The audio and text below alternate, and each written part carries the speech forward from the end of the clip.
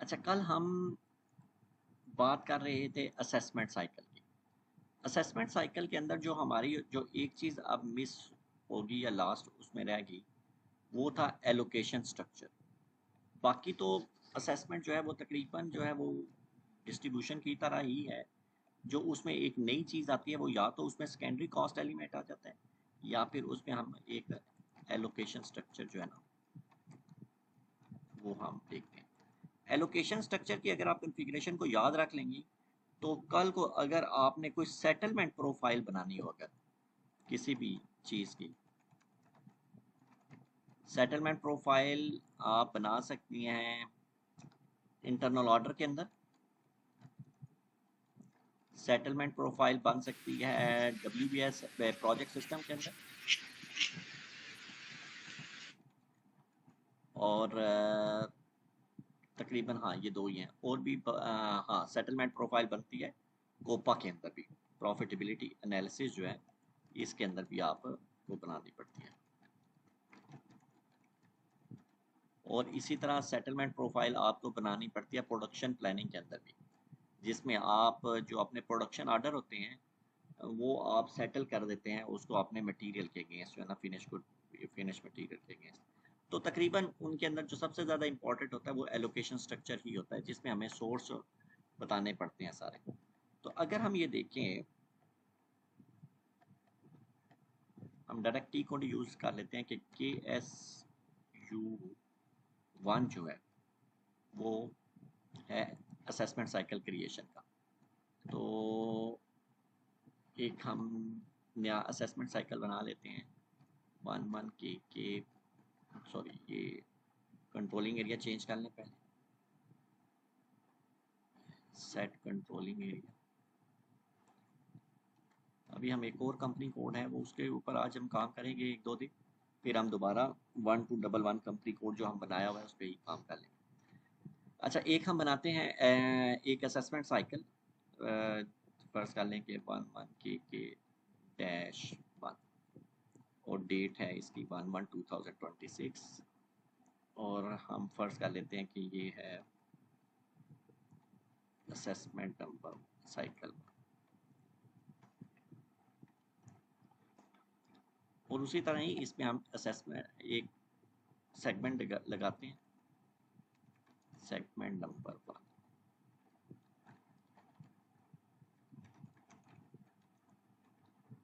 अब कल हमने कहा कि यहाँ पे जो एक नई चीज़ है वो क्या है, ये ऊपर वाला पोर्शन जिसके अंदर या तो आप असेसमेंट कॉस्ट एलिमेंट मींस के जो हम सेकेंडरी कॉस्ट एलिमेंट बनाते हैं, या फिर हम एक एलोकेशन स्ट्रक्चर जो है ना वो हम डिफाइन कर सकते हैं। बाकी रिमेनिंग चीज़ें सारी ऑप्शंस वही हैं जो कि इसके अंदर हैं आपके डिस्ट्रीब्यूशन साइकिल के अंदर है। इसमें हम देखते हैं कि एलोकेशन स्ट्रक्चर की जो कॉन्फ़िगरेशन है इसके के लिए अगर हम SIMG में जाएं, तो कंट्रोलिंग के अंदर है कॉस्ट सेंटर अकाउंटिंग और एक्चुअल पोस्टिंग के अंदर पीरियड एंड क्लोजिंग और असेसमेंट। और यहाँ पे आ रहा है डिफाइंड एलोकेशन स्ट्रक्चर। इसी तरह अगर आप किसी भी सेटलमेंट प्रोफाइल की का भी अगर कॉन्फ़िगरेशन देख लें, मिसाल के तौर पे अगर मैं कहूँ कि इंटरनल ऑर्डर जो है उसके अंदर भी सेटलमेंट प्रोफाइल होती है। तो यहाँ पे इंटरनल ऑर्डर के अंदर अगर आप जाएं यहाँ पे एक्चुअल पोस्टिंग, और यहाँ पे ये देखें ये सेटलमेंट।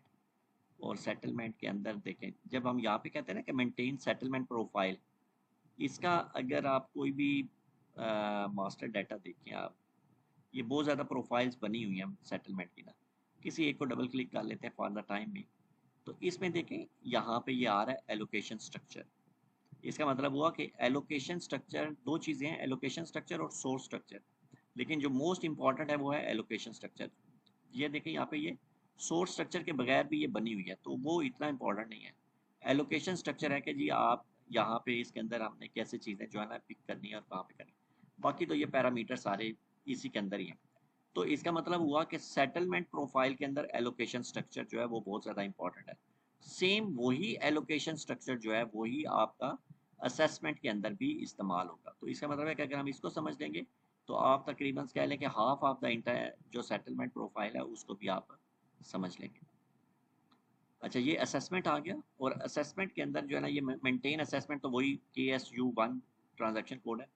ये है डिफाइंड एलोकेशन स्ट्रक्चर, और इस पे अगर आप यहाँ पे देखें तो एक ये भी आ रहा है कि create assessment cost element. Actually ये FS00 ही है, जिसके अंदर आप सेकेंडरी कॉस्ट एलिमेंट कोई भी बना सकते हैं या प्राइमरी, लेकिन यहाँ पे ये सेकेंडरी कॉस्ट एलिमेंट जो है ना, ये बनाने की मतलब उन्होंने प्रोविजन दिया। बाकी तो अगर आप जब इस स्क्रीन में आ जाएं तो फिर बेशक आप प्राइमरी बनाएं, कोई बैलेंस शीट का GL बनाएं या जो भी बनाएं, वो मैटर नहीं करता, लेकिन उन्होंने FS00 का T कोड यहाँ पे भी दिया हुआ है। तो डिफाइंड एलोकेशन स्ट्रक्चर में हम आ जाते हैं। एक हम एलोकेशन स्ट्रक्चर, ये बहुत सारे पहले बने हुए हैं, हम एक नया बनाते हैं।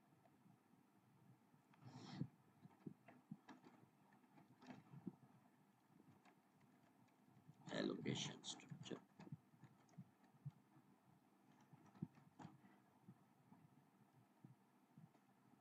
इसके अगेंस्ट ये सारी जो चीज़ें हैं ये हमने यहाँ पे बनानी है। पहले असाइनमेंट बनानी है, फिर सोर्स, फिर असेसमेंट कॉस्ट एलिमेंट, और फिर सेटलमेंट कॉस्ट एलिमेंट। तो हम इसको पहले सेलेक्ट करते हैं। इसका मतलब ये हुआ कि एलोकेशन स्ट्रक्चर के अंदर हमें एक असाइनमेंट बनानी है, और यहाँ पे आके हम न्यू एंट्री करेंगे। कुछ आपको ये लिख लें, फर्ज करें मैं 11 ही लिख लेता हूँ। अच्छा, ये जो है ना, ये एक्चुअली इसका ये पर्पज़ होता है कि फ़र्ज़ कर लें कि आपके कॉस्ट एलिमेंट मुख्तलिफ़ किस्म के हैं, ठीक है। अगर हम इसकी एक एग्जांपल ले लें कि ये यहाँ पे क्यों इतनी ज़्यादा असाइनमेंट्स की हमें ज़रूरत पड़ती है, तो आप ये देखें कि हम एज्यूम करते हैं कि हमारा जो चार्ट ऑफ अकाउंट है, उसमें हमारी बहुत सारी चीज़ें हैं। मसलन हम किस किस कॉस्ट को ट्रांसफ़र करना चाह रहे हैं। हम कहते हैं कि हम एडमिन कॉस्ट को भी ट्रांसफ़र करें। फिर इसी तरह हमारी जो है वो फ़र्ज़ कर लें कि कॉस्ट ऑफ गुड्स सोल्ड, इसी तरह आप कह लें कि जी कंज्यूमेबल कॉस्ट है या मटेरियल कॉस्ट है। फ़र्ज़ कर लें कि हम कह देते हैं और कौन सी कॉस्ट हो सकती है, इस्टेब्लिशमेंट कॉस्ट है। हम ये सारी जो है, ये सारी कॉस्ट जो है, ये हम मिल के ट्रांसफ़र करना चाहते हैं। अब मसला ये है कि इन सब के जनरल लेजर मुख्तलिफ हैं। मसलन एडमिन कॉस्ट जो है, इसके अंदर जो जनरल लेजर है, जिसमें एडमिन की कॉस्ट भी है, उसके अंदर कोई सैलरीज वगैरह या जो भी हैं, तो वो हम कहते हैं कि फ़र्ज़ करें उसके अंदर कुछ जनरल लेजर जो है 1001 से लेकर तो 1000 तक है। इसी तरह कॉस्ट ऑफ गुड सोल्ड के जो जनरल लेजर हैं, उसके अंदर वो जो है आप कह लें कि 2001 से लेकर और 250 तक एंड सो ऑन। तो इसका मतलब ये हुआ कि अब आप जब हम यहाँ पे जाते हैं, इसको सेलेक्ट करते हैं असाइनमेंट को, तो वो यहाँ पे पूछ रहा है कि सोर्स, तो सोर्स बताएं। तो सोर्स के अंदर जब आप जाएंगे तो फिर आप यहाँ पे या तो कॉस्ट एलिमेंट की रेंज देंगे, या फिर आप एक ग्रुप बना सकते हैं। एक से ज़्यादा ग्रुप नहीं असाइन कर सकते। तो अगर आपने मल्टीपल ग्रुप्स देने हैं, जैसे एडमिन कॉस्ट है, कॉस्ट ऑफ गुड्स सोल्ड है, मटेरियल कॉस्ट है, एस्टेब्लिशमेंट कॉस्ट है, तो आपके लिए फिर ज़रूरी है कि आप एक कॉस्ट एलिमेंट का ग्रुप इसका बनाएं, एक इसका बना लें, एक मटेरियल कॉस्ट का बनाएं, और हर एक का असाइनमेंट जो है वो अलग अलग रहें। मतलब आप इस एक बना लें असाइन, पहला जो है 11 जो है, ये हो गया एडमिन कॉस्ट, ठीक है। इसी तरह एक और बना लेते हैं, फ़र्ज़ करें 13, वो है COGS। इसी तरह 14, वो हम कह लेते हैं कि material cost, and so on. फिर क्या करेंगे, हम एक को सेलेक्ट करेंगे, उसके सोर्स में जाएंगे, और फिर उसको देंगे। इसी तरह फिर हम दूसरा ग्रुप सेलेक्ट करेंगे, उसके सोर्स में जाके कॉस्ट एलिमेंट सेलेक्ट करेंगे, और इस तरह हम सारे कॉस्ट एलिमेंट करके तो एक एलोकेशन स्ट्रक्चर बन जाएगा। एलोकेशन स्ट्रक्चर से क्या मुराद है कि source of the journal ledgers, या सोर्स ऑफ जहां से आपने कॉस्ट को ट्रांसफर करना चाह रहे हैं आगे डेस्टिनेशन में। तो इसलिए एलोकेशन स्ट्रक्चर जो है ये बनाया जाता है। अगर हम बाद में जब हम प्रॉफिटेबिलिटी एनालिसिस करेंगे तो उसका जो कोपा का जो है एलोकेशन स्ट्रक्चर वो भी इसके तकरीबन आप कह लें 99% सेम इसी तरह की ही उसकी कॉन्फ़िगरेशन है। थोड़ा सा उसमें ज़रा ना वेरिएशन आती है आखिर में जाके। तो हमने जो कॉस्ट ट्रांसफ़र करनी है, अगर हम FS00 में दे लें, तो हम एज्यूम कर रहे हैं कि हमने एक जनरल लेजर की जो है कॉस्ट, सैलरी का जो GL है, उसकी कॉस्ट जो है वो ट्रांसफ़र करनी है। या चलें रेंट का जो GL है, इसकी हमने कॉस्ट जो है ये ट्रांसफ़र करनी है। तो हम इसको कॉपी कर लेते हैं जनरल लेजर, और हम यहाँ पे डाल देते हैं। अगर आपके एक से ज़्यादा जनरल लेजर हैं, तो या तो आप अगर सीरियल वाइज है तो वो यहाँ पे लिख लें, अदरवाइज फिर आप KAH1 में जाके कॉस्ट एलिमेंट का ग्रुप बना लें और वो आप यहाँ पे असाइन कर दें। अच्छा, अब वो कह रहा है कि सोर्स तो हो गया, अब यहाँ पे वो पूछ रहा है कि असेसमेंट कॉस्ट एलिमेंट मीन्स के सेकेंडरी कॉस्ट एलिमेंट जो कि प्योरली क्रिएट किया गया हो कॉस्ट असेसमेंट के लिए। हमने कल भी एक कॉस्ट एलिमेंट क्रिएट किया था, ये मैंने बनाया हुआ है असेसमेंट कॉस्ट एलिमेंट। कैसे बनेगा? एक तो ये सेकेंडरी कॉस्ट एलिमेंट होगा, और दूसरा उसकी जो सबसे ज़्यादा बड़ी निशानी है कि कंट्रोल डाटा में जो इसकी कॉस्ट एलिमेंट कैटेगरी है वो आपकी 42 तो GE1006 है। तो हम यहाँ पे अगर हम यहाँ पे आ जाएं और न्यू एंट्री करें, तो यहाँ पे आप फाइंड करेंगे तो आपको ये मिल जाएगा। और यहाँ पे देखें कि SAP आपको सिर्फ एक सेकेंडरी कॉस्ट एलिमेंट बनाने की इजाज़त पुट करने की दे रहा है। ये नहीं है कि जब आप यहाँ पे क्रिएट का बटन दबाया तो यहाँ पे सारी लाइनें एनेबल नहीं हुई, सिर्फ एक सेल एनेबल हुआ कि आप सिर्फ और सिर्फ एक सेकेंडरी कॉस्ट एलिमेंट यूज़ करेंगे। अब वो ये पूछ रहा है कि सेटलमेंट कॉस्ट एलिमेंट मीन्स के वो ये कह रहे हैं कि इस कॉस्ट एलिमेंट से हम आप जो कॉस्ट ट्रांसफ़र करना चाह रहे हैं with the help of secondary cost element, destination आपकी क्या है, CO का कौन सा ऑब्जेक्ट है जिसके ऊपर आप सेटल करना चाह रहे हैं या ट्रांसफ़र करना चाह रहे हैं। तो हम यहाँ पे जाएंगे सेटलमेंट कॉस्ट एलिमेंट के अंदर। यहाँ पे कॉस्ट एलिमेंट से मुराद ये नहीं है कि जो जनरल लेजर है, यहाँ पे cost element plus receiver category दोनों को हमने बताना है। यहाँ पे आप कैटेगरी हम देखेंगे, तो आप यहाँ पे देखें तो आपके पास बहुत ज़्यादा ऑप्शंस हैं कि आप किस किस चीज़ पे सेटल कर सकते हैं। वो सारी चीज़ें वो ही सेलेक्ट करनी है जो कि आपके इस कॉस्ट जो असेसमेंट साइकिल के अंदर एज अ डेस्टिनेशन के तौर पे यहाँ पे सेंडर और रिसीवर में हों। पर अभी हम यहाँ पे दे देते हैं, मेरे ख्याल से वो बन गया है। हाँ, ये बन गया।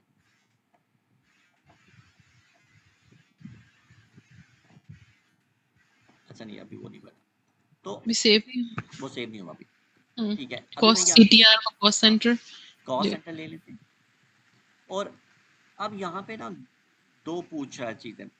वो कह रहा है या तो सेटलमेंट का कॉस्ट एलिमेंट बता दें, या फिर एक और ऑप्शन है, ये जो सेटलमेंट कॉस्ट एलिमेंट है ये वही कॉस्ट एलिमेंट होगा जो कि सेकेंडरी कॉस्ट एलिमेंट आपको बनाना पड़ेगा विद द कैटेगरी ऑफ 42 नहीं 42 नहीं, 42 नहीं।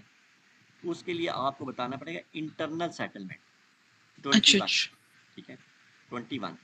लेकिन अब अगर आप ये चाहते हैं कि मैं यहाँ पे सेकेंडरी कॉस्ट एलिमेंट नहीं बनाना चाहता, बल्कि मैं चाहता हूँ कि जो सोर्स का कॉस्ट एलिमेंट हो वही as a destination cost element आ जाए, तो फिर SAP कहता है कि बस आप ये अभी देखिए मैं जाके एंटर करूँगा ना तो ये मुझे एरर दे रहा है। वो कह रहा है स्पेसिफाई ओरिजिनल कॉस्ट एलिमेंट और इंटर सेटलमेंट कॉस्ट एलिमेंट। वो कह रहा है या तो आप ओरिजिनल कॉस्ट एलिमेंट ले लें जो कि सोर्स का होगा, जो भी कॉस्ट एलिमेंट सोर्स से आएंगे बेशक 10 आए 15 आए 20 आए वही सारे के सारे ऐसा डेस्टिनेशन के कॉस्ट एलिमेंट भी बन जाएंगे। या फिर वो कहता है कि अगर आप यहाँ पे मुझे एक सेकेंडरी कॉस्ट एलिमेंट देते तो मैं कह देता हूँ, मैं ये चेक बॉक्स को टिक कर देता हूँ बाई कॉस्ट एलिमेंट सोर्स। इसका मतलब ये है कि ये सोर्स का कॉस्ट एलिमेंट। अब जब मैं एंटर का बटन दबाऊंगा तो अब वो मुझे यहाँ पे ये नहीं कहेगा कि सेकेंडरी कॉस्ट एलिमेंट यहाँ पे लिखिए। तो और अगर हमने इसको मार्क नहीं करना तो फिर हम अलग से जो भी आपने बताया वो अलग से बनाएंगे सेकेंडरी कॉस्ट एलिमेंट। अभी चूंकि नहीं बना हुआ तो मैं यहाँ पे F4 कर रहा हूँ तो उसको फाइंड नहीं कर रहा। लेकिन अगर फर्ज कर लेते हैं कि मैं यहाँ से एक जल्दी एक बना लूँ, एक यहाँ से मैं बना लेता हूँ। और इसकी हमने कैटेगरी को स्पेशली देखना है कि जो बनाते हुए सेंडर में 42 था और रिसीवर में उसकी डिफरेंट होनी चाहिए। हाँ, ये सेटलमेंट कॉस्ट एलिमेंट और ये सेकेंडरी कॉस्ट होगा, और यहाँ पे उसकी जो सेटलमेंट कैटेगरी है और कॉस्ट एलिमेंट कैटेगरी है वो आएगी इंटरनल सेटलमेंट 21। सही। इसको सेव कर देते हैं। अब जब मैं यहाँ पे आऊँगा और मैं यहाँ पे अगर मैं F4 करूँ, अब देखें ये यहाँ पे आ गया G1007 कॉस्ट एलिमेंट कैटेगरी 21, ये उसका डिस्क्रिप्शन आ गया। लेकिन ये दोनों पैरेलल नहीं लेगा, वो कहेगा एक चीज़ सेलेक्ट करें। अब मैं अगर इसको हटा दूँ तो ये ले लेगा। अब क्या होगा कि सोर्स की सारी कॉस्ट जो है वो इसके साथ जो है ना वो जाके यूज़ हो जाएगी। तो एक चीज़ आप सेलेक्ट करें, या इसको कर लें या इसको हटा के तो आप इसको कर लें। ये डिपेंड करता है कोई भी आप किस चीज़ को हाइड करना चाहते हैं या किस चीज़ को आगे जो है ना वो यूज़ करना चाहते हैं, तो आप इसको कर लें। तो आपका ये सोर्स स्ट्रक्चर बन गया। अब अगर हम दोबारा यहाँ असाइनमेंट में आए तो ये देखें यहाँ पे ये ग्रीन हो, इसका ये ग्रीन हो गया, क्यों? क्योंकि हमने इसके अंदर सोर्स, असेसमेंट, कॉस्ट एलिमेंट और ये चीज़ें डाल दी। लेकिन ये दोनों जो हैं ये अभी येलो हैं, क्यों? क्योंकि इसके अंदर हमने कोई कन्फिग्रेशन नहीं की।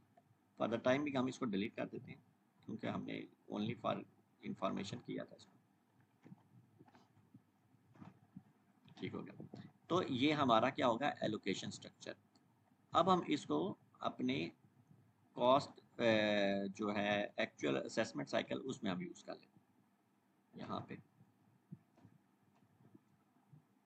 अच्छा जी, तो अभी मेरे ख्याल से हमें जो है इस स्क्रीन से एग्जिट करना चाहिए क्योंकि वो हमने बाद में बनाया, तो इसलिए कि SU2 ये हो गया मेरे ख्याल से। हाँ, सेगमेंट को अटैच करना पड़ेगा क्योंकि वो सेव नहीं करता जब तक वो। ठीक है, अब मैं उसको यहाँ पे एलोकेशन स्ट्रक्चर दे देता हूँ। ये 1 के, अच्छा ये वाला था, सॉरी।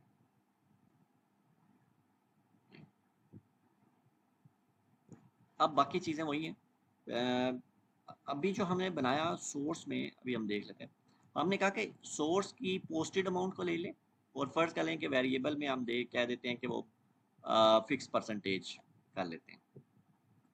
सेंडर रिसीवर में वही हम यहाँ पे कॉस्ट सेंटर एक दे देते हैं, फर्ज करें कि 1000 और यहाँ पे हम डेस्टिनेशन के जो है कॉस्ट सेंटर में हम दे देते हैं इसके 1 से लेकर और इसके 2 तक या 3 तक कर लेते हैं। 3 कॉस्ट सेंटर हम ले लेते हैं। अब हम यहाँ पे कॉस्ट एलिमेंट नहीं डालेंगे, क्यों? क्योंकि वो कॉस्ट एलिमेंट जो हमने एलोकेशन स्ट्रक्चर के अंदर जो है ना वो डाल दिए। और सेंडर वैल्यू के अंदर तो वर्जन पूछेगा, और रिसीवर ट्रेसिंग फैक्टर के अंदर आप इन तीनों कॉस्ट सेंटर की परसेंटेज दे देते हैं। हम फर्ज करें एक 20% है, एक 30% है और एक 50%। अब मैं इसको अगर सेव कर दूँ और हम इसको एग्जीक्यूट करते हैं, लेकिन एग्जीक्यूट करेंगे तो क्या होगा, वो हमें एक एरर देगा कि SU5 के अंदर अभी हमारा, क्योंकि इसके अंदर जो फिजिकल ईयर इस कंपनी कोड के अंगेंस्ट लगा हुआ है वो है 1 जुलाई से 30 जून तक। तो इस वक्त पीरियड होगा हमारा पहला, क्योंकि जुलाई का महीना है। और साइकिल जो है वो हम ले लेते हैं ये वाला।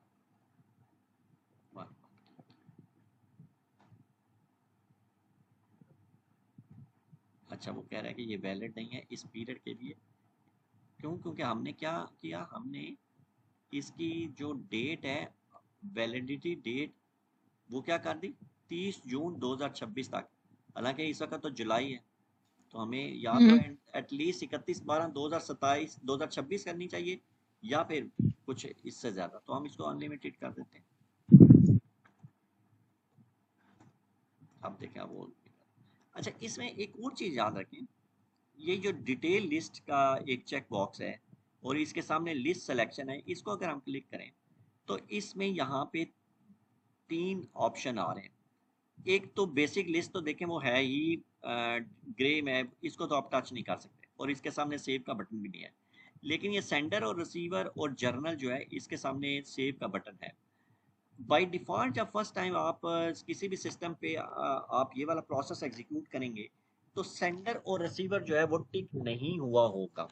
मसला फर्ज करें मैंने इसको अनटिक कर दिया, सेव, इसको भी सेव कर दिया और कंटिन्यू कर दिया। अब मैं अगर ये साइकिल चलाऊं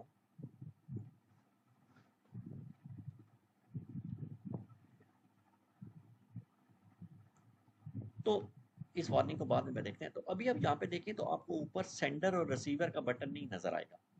यानी कि आप यहाँ से नहीं देख सकते कि सेंडर कौन सा है इस सेगमेंट के अंदर और रिसीवर कौन सा है वो, और वो यहाँ पे सेंडर और रिसीवर की अलहदा से फिगर्स बताता है ताकि आप देख सकें कि सेंडर लाइन आइटम के अंदर तो वो बताएगा कि टोटल लाइनें कितनी हैं और क्या क्या है, लेकिन सेंडर और रिसीवर की यहाँ पे ऑप्शन नहीं आएगी। अच्छा, वो वार्निंग में तो यही कह रहा है कि सोर्स जो है वो नो वैलिड सेंडर नहीं है, क्योंकि हमने उसके अंदर अभी कोई अमाउंट डाली नहीं है।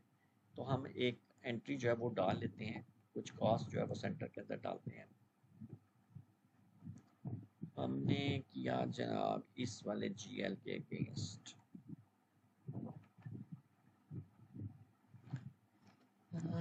FB60 के अंदर हम 30,000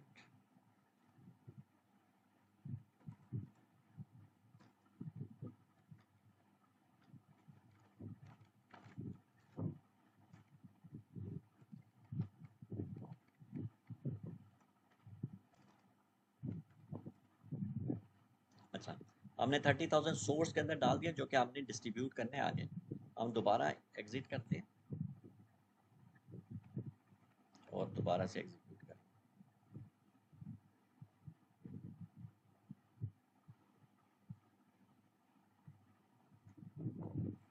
एक मिनट, वो क्या क्या, no assignment of an assignment cost element to the cost element GE1002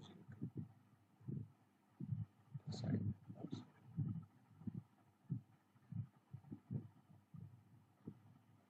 in allocation structure there is no assignment of cost element allocation structure के अंदर वो कह रहा है कि inter cost element GE in your 1 allocation structure. अच्छा, वो वहाँ पे हमने 1 डाला है। I think so. अच्छा,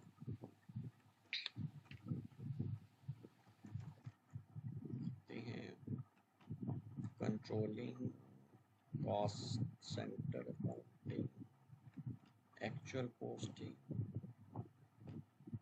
पीरियड एंड असेसमेंट और डिफाइन एलोकेशन स्ट्रक्चर और बात की एडमिन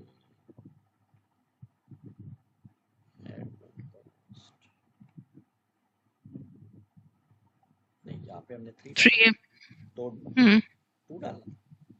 2 डालना था। अभी हमने कॉस्ट 3 में वो किया, 2 में किया। 2 में वो कह रहा था कि 2 जो डला नहीं हुआ लोकेशन में।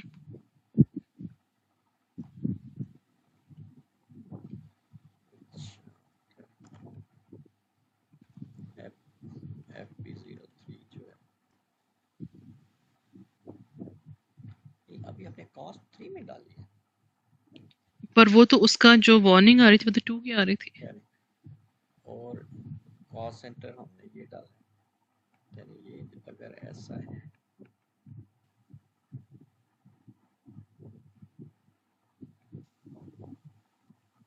ये तो रेंज डालते हैं पर इसमें नहीं नहीं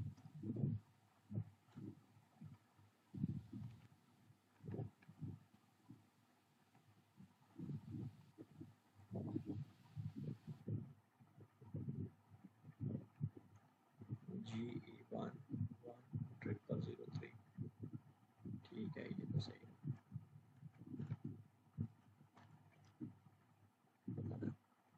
सोर्स का कॉस्ट एलिमेंट ये ठीक है और ये भी ठीक है और कॉस्ट सेंटर ये ठीक है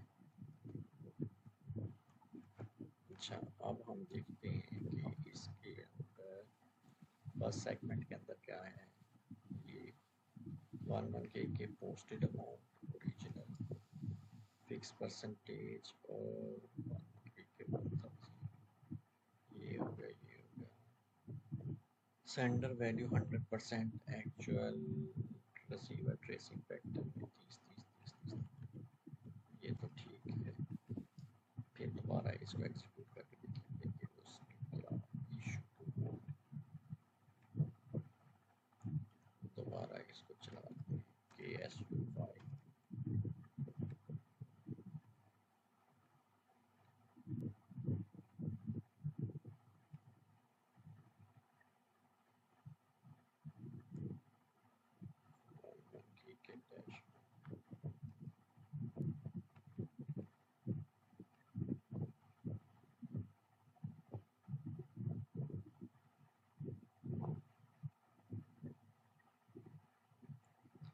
अच्छा जी, नो इसमें और नंबर ऑफ आइटम्स कितने आ रहे हैं और अच्छा अच्छा, 1 मिनट के लिए अभी देख लेते हैं। अभी देखें यहाँ पे वो क्या है, वो नहीं आ रहा सेंटर का बटन, और रिसीवर का अगर होता तो मैं देख लेता। अब मुझे मजबूरन जो है ना वो लाइन आइटम में जाके देखना पड़ेगा कि क्या वहाँ पे कोई वैल्यूज आ रही हैं कि नहीं आ रही। अगर आप यहाँ पे आ जाएं तो आप फिर इसके लेआउट में जाके ये तो देख सकते हैं कि ये पैसे जो है ये कैसे ट्रांसफ़र हुए। जैसे टोटल तो 30,000 था, तो एक को 20%, एक को 30% और एक को 50%। इसको 50% मिल गए, इसको 20% मिल गए और इसको 30% मिल गए। तो इसका मतलब है कि ये तो ठीक है, लेकिन मुझे यहाँ पे सेंडर और रिसीवर के अलहदा से डिटेल नहीं मिल रही। तो मैं क्या करूँगा, यहाँ पे एग्जिट करते हैं और डिटेल लिस्ट के अंदर जहाँ पे जाके मैं सेंटर और रिसीवर को जाके इसको सेव कर लूँ। कंटिन्यू। अब मैं जब एग्जीक्यूट करता हूँ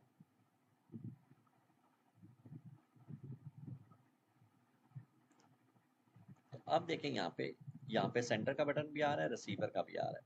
अब मैं सेंटर को क्लिक करूँगा तो वो मुझे बता रहा है कि सेंटर क्या है, ये मेरा कॉस्ट सेंटर है और ये उसका जो है सेकेंडरी कॉस्ट एलिमेंट है। और वो कह रहा है उसके अंदर जो भी पैसे हैं वो 100% ट्रेसिंग फैक्टर के थ्रू ट्रांसफ़र हो गए। और अगर मैं रिसीवर के अंदर जाऊँ तो रिसीवर के अंदर ये मेरे 3 कॉस्ट सेंटर हैं, ये मेरा सेकेंडरी कॉस्ट एलिमेंट है और ये रिसीवर के ट्रेसिंग फैक्टर जो है ना, वो पहले सेंटर का ट्रेसिंग फैक्टर था 100% और ये रिसीवर के ट्रेसिंग फैक्टर आ गया। और इसके बाद अगर आप लाइन आइटम देखना चाहें तो वो मतलब कि इसका फ़ायदा ये हो जाता है कि आपको ज़्यादा अच्छा एनालिसिस मिल जाता है कि पैसे जो ट्रांसफ़र हो रहे हैं या कॉस्ट ट्रांसफ़र हो रही है वो किस तरह से ट्रांसफ़र हो रही है। तो ये आप अच्छा, अब हम इसको टेस्ट रन के बगैर चला कर देखते हैं, वार्निंग को देखते हैं कि वो किस हद तक काम करेगी। क्या वो एरर में कन्वर्ट होती है या इग्नोर हो जाएगी।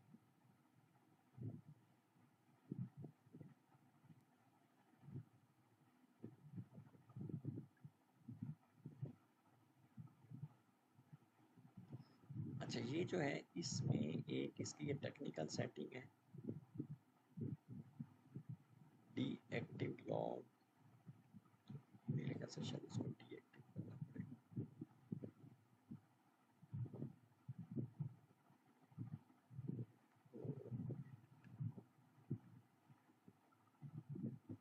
अच्छा, वो उसने एग्जीक्यूट कर दी। अब हम अगर KSB1 रिपोर्ट चलाएं और देखते हैं कि उसमें उसने ट्रांसफ़र किया कि नहीं किया।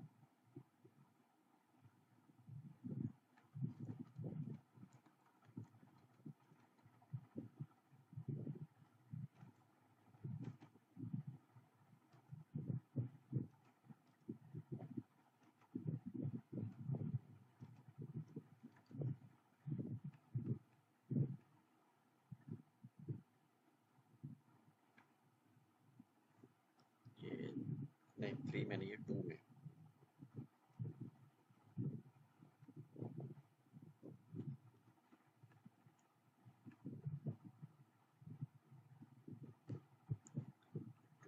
हमने 2 में किस तरह आया? हमने तो वहाँ पे 3 नहीं डाला था कॉस्ट एलिमेंट में।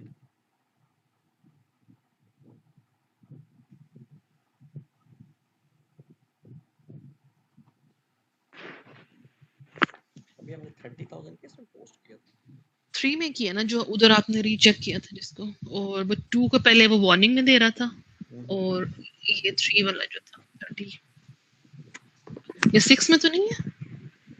6 तो उसका वो था ना सोर्स। हाँ 3 है, 3 है। लेकिन वो ये कह रहा है कि जब हम इसको, अगर हम दोबारा इसको एग्जीक्यूट करते हैं तो वो कहता है कि ये तो actual cost element already run execute, क्या इसके रिवर्सल को एग्जीक्यूट करना चाह रहे हैं, लेकिन उसने कॉस्ट को ट्रांसफर नहीं किया।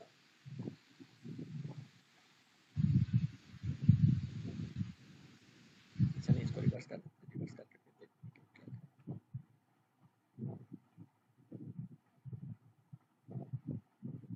Reversal finish 6 record return.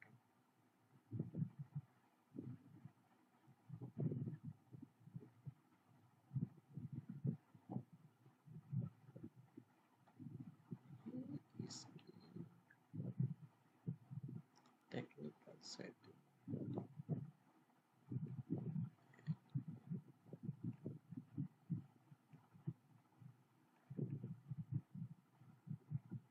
Technical setting, yes we find. और अच्छा जी, आप इसको देखते हैं टेस्ट रन में एक दफ़ा।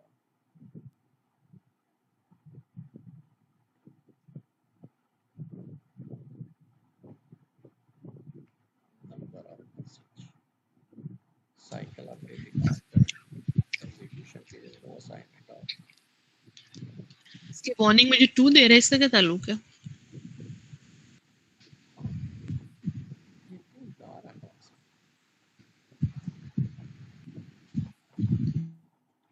In allocation structure there is no assignment of cost element in G1002.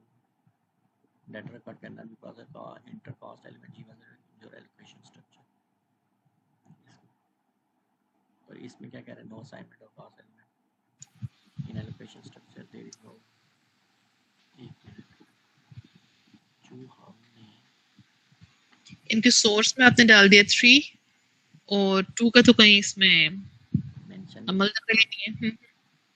इसका मतलब ये है कि हम चला रहे हैं 11 के-1 और ये 11 के-1 का सेगमेंट नंबर 1 है, और इसके अंदर हमने ये कॉस्ट सेंटर, ये भी कॉस्ट सेंटर ये दे दिए सेंटर वैल्यू के अंदर। इसका मतलब इसके अंदर तो कोई मसला, ये तो बिल्कुल ठीक है, इसको तो सेव कर रहे हैं। और हमारा जो है एलोकेशन स्ट्रक्चर में देखो, देख स्ट्रक्चर के अंदर चाहिए इसका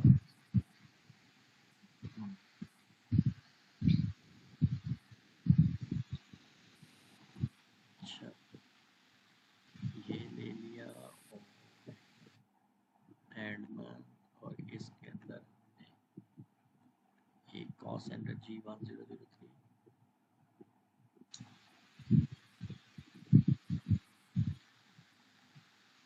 G1 असेसमेंट कॉस्ट एलिमेंट 6 आ गया, सोर्स में 3 आ गया, और सेटलमेंट में कॉस्ट सेंटर आ कॉस्ट गया। सेंटर और ये आ गया।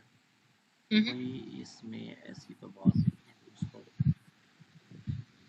और इसमें है भी एक ही है हमारा, एक ही असाइनमेंट है, एक ही है।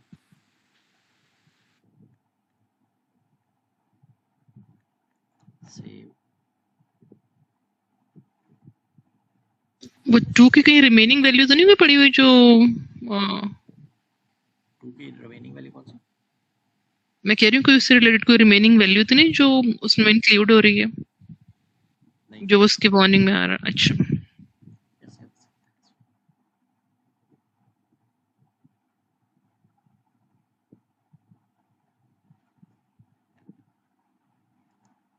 ये आ गया, हमने कह दिया जो पोस्टेड अमाउंट है वो सारी की सारी परसेंटेज के हिसाब से इस कॉस्ट सेंटर के से निकाल के इन तीनों कॉस्ट सेंटर में 1 के 1000 से लेकर 1 से लेकर 3 तक,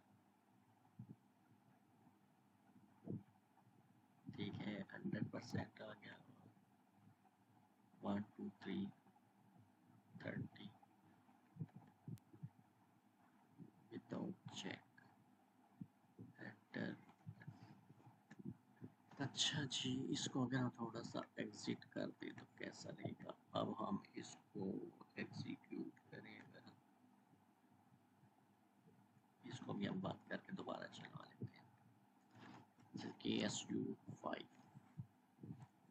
एग्जीक्यूट एक्चुअल असेसमेंट पीरियड 1 के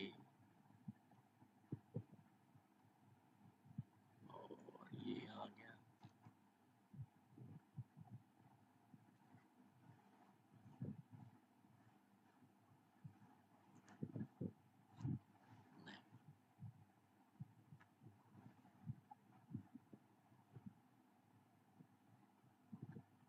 अच्छा, वो कह रहे हैं कि मैसेज जर्नल 11 की cycle updating all current periods, execution period 1 6 9 इसमें इन एलोकेशन स्ट्रक्चर 1 के there is no assignment of cost है। अच्छा अच्छा अच्छा, वो मेरा ख्याल ये है, वो ये कह रहे हैं कि ये जो कॉस्ट सेंटर है ना, अगर हम इस कॉस्ट सेंटर पे रिपोर्ट चलाएं,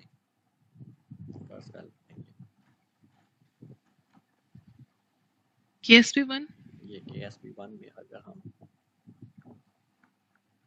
ये हम निकाल देते हैं, ठीक है,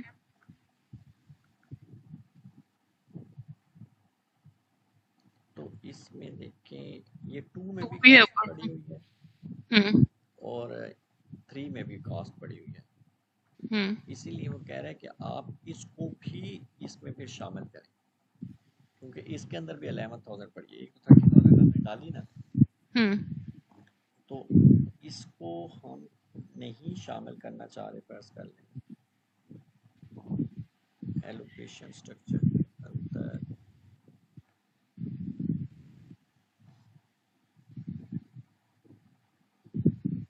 इनकी कोई कॉस्ट सेंटर डाला हुआ तो उससे रिलेटेड कॉस्ट एलिमेंट भी आ रहे हैं उसमें।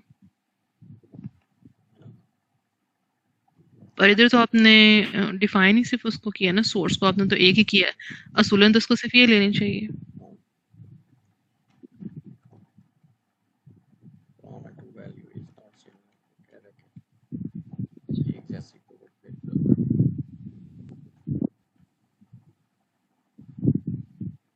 असेसमेंट अच्छा करें, फिर हम ऐसे कर देते हैं कि ये जो हमारा किधर गया, ये नहीं,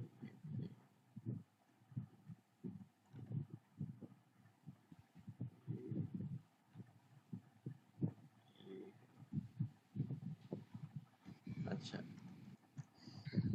तो KSU2 में हम जाके तो हम इसको फर्स्ट सेगमेंट के अंदर यहाँ पे अगर हम कॉस्ट एलिमेंट पे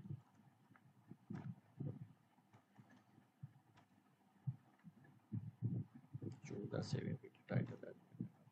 अच्छा, अब हम इसको जो है ना दोबारा एग्जीक्यूट करते हैं,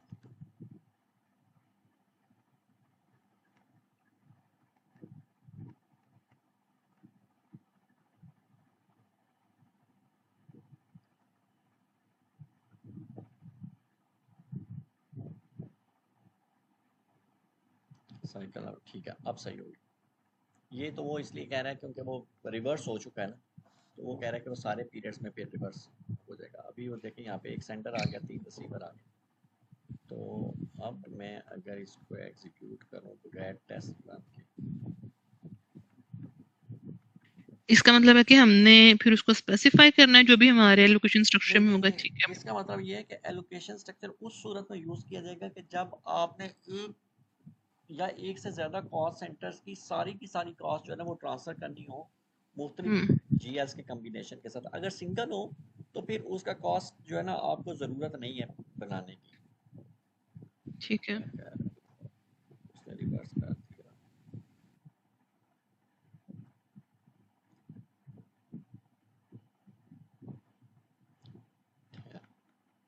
मेरे ख्याल से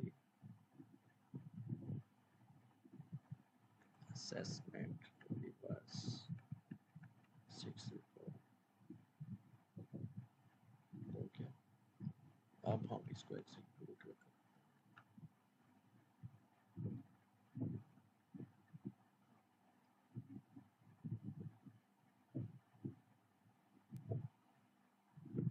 ये जब यहाँ पे आ जाएगा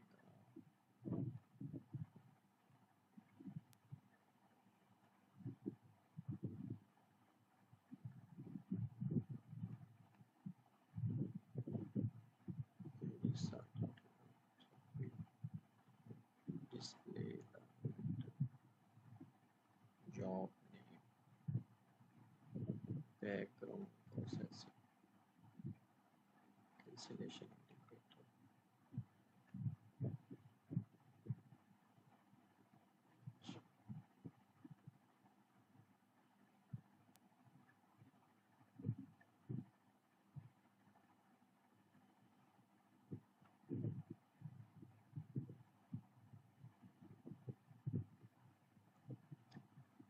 अच्छा जी। तो एक्सेल डाउनलोड, ये तो वो सारे एक्स उसी की डिटेल आ रही है। सेगमेंट 1 में ये आ गया, इसमें ये ट्रेसिंग फैक्टर एट्रीब्यूट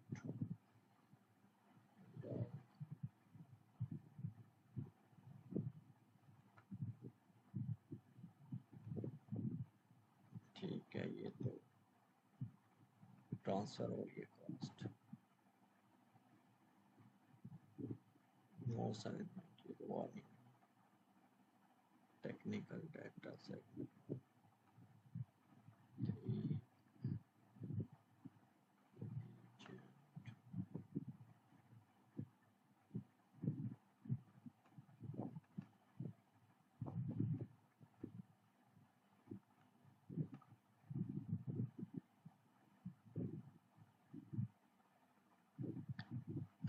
अच्छा चलिए इसको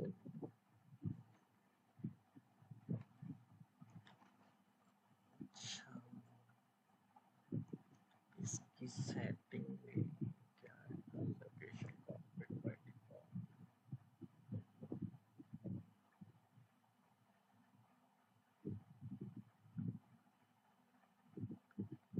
ठीक है। अच्छा अब रिपोर्ट पे देखिए, अगर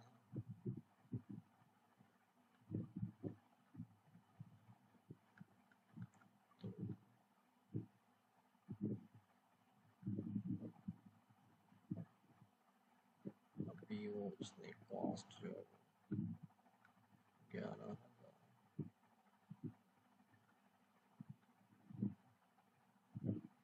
सब टोटल। अच्छा अब हम देखें, ओरिजिनल कॉस्ट तो उधर ही रहेगी। क्यों? क्योंकि ये ट्रांसफ़र नहीं होती, क्योंकि हम क्या करते हैं, हम सेकेंडरी कॉस्ट एलिमेंट के थ्रू हम उसको ट्रांसफ़र करते हैं। इसीलिए वो यहाँ पे हमें लग रहा है कि शायद ये यहाँ पे ट्रांसफ़र नहीं हुई। हालांकि आप यहाँ पे देखेंगे तो ये यहाँ पे ट्रांसफ़र हो चुकी है। और अगर हम यही रिपोर्ट ये देखें ना, यहाँ पे ये 15,000 9,000 6,000 ये यहाँ पे रिवर्स होगी, फिर ये दोबारा यहाँ पे आ गई।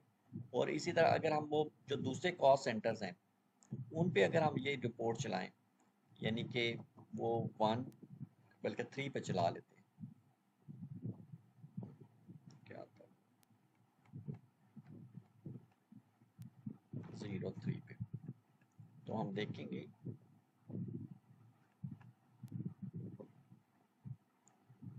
के 1 डबल 1 के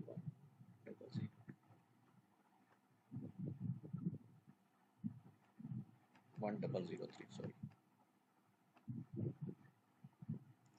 तो उसमें भी देखें, इसमें हमने 15,000 जो है वो ट्रांसफ़र हो चुका है। असल में हमने वो 2 दफ़ा चलाया, वो एक दफ़ा बल्कि 3 दफ़ा चला दिया, एक दफ़ा चला फिर रिवर्स हो गया, फिर चला फिर रिवर्स हुआ, फिर चला फिर रिवर्स हुआ। तो इस तरह से इसके अंदर जो है वो 15,000 जो वो ट्रांसफ़र हो गए। तो एलोकेशन स्ट्रक्चर जो है वो सिंगल कॉस्ट एलिमेंट की ट्रांसफ़र के लिए रिकमेंडेड नहीं है। अगर आपका कोई कॉम्प्लेक्स स्ट्रक्चर है ट्रांसफ़र का, तो उस सूरत में फिर आप एलोकेशन स्ट्रक्चर को आप यूज़ कर सकते हैं।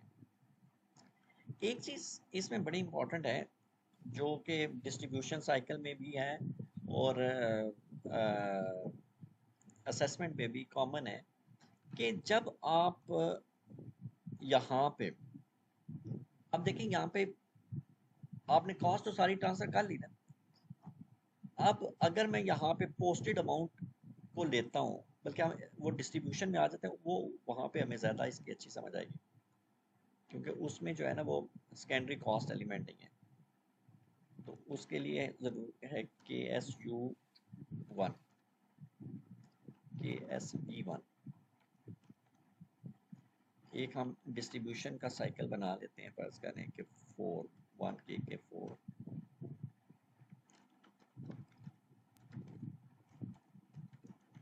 Distribution cycle.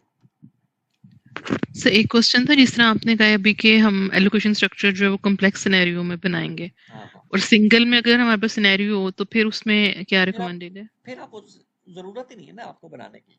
फिर तो आप जैसे अभी हमने सिंगल में हमने डाला ना कॉस्ट एलिमेंट हम्म। साइकिल के अंदर, या दो ठीक है। डालें तो आप उधर यूज़ करें। आप सिंपल आप सेकेंडरी कॉस्ट एलिमेंट यूज़ कर लेना आप उसमें। अच्छा, उसमें फिर ठीक है, उसकी जरूरत नहीं है एलोकेशन। हाँ, यानी कि आप ये देखें KSU2 जो है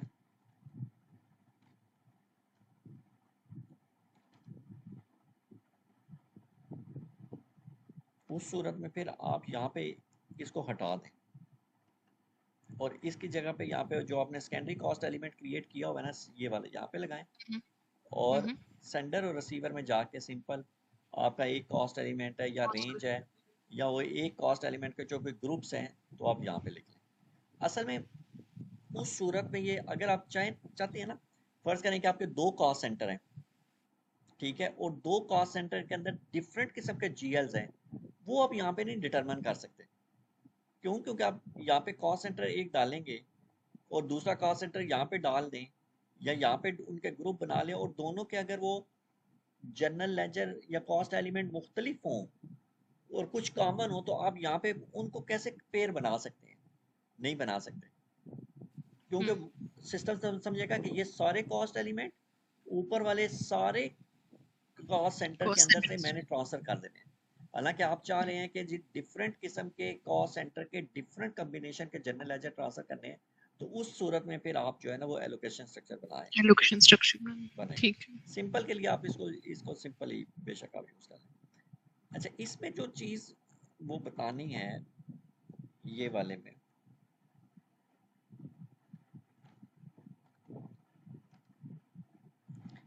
एक डिस्ट्रीब्यूशन साइकिल बना लिया और हम एक सेगमेंट अटैच करते हैं। सेगमेंट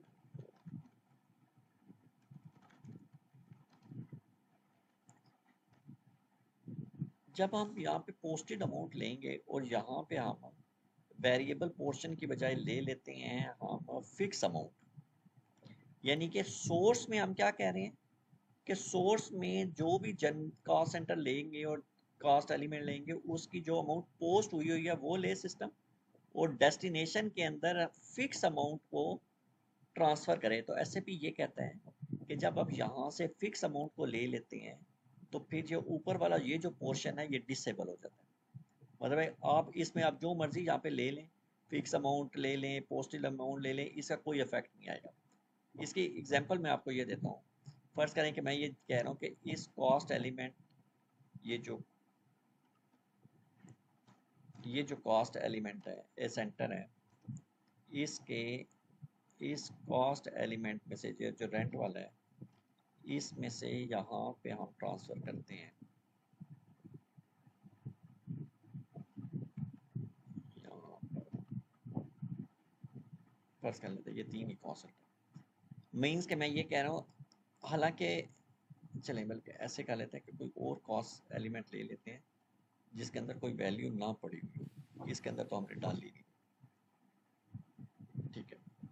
अब मैंने इसके अंदर तो कोई वैल्यू नहीं डाली हुई, तो सेंटर वैल्यू के अंदर तो यहाँ पे तो खैर वो कुछ नहीं है कि मैं यहाँ पे रिसीवर के अंदर मैं कह देता हूँ इसको भाई 40,000 कर दो, इसको 80,000 कर दो, इसको 1,50,000 कर दो। अब इतनी बड़ी अमाउंट तो मैंने पोस्ट ही नहीं की यहाँ पे। अब फिर भी चलें इसकी हम एक रिपोर्ट चला लेते हैं और देख लेते हैं कि क्या हमने कोई इस तरह की रिपोर्ट की है कि नहीं की। KSP1 और कॉस्ट एलिमेंट है हमारा ये वाला।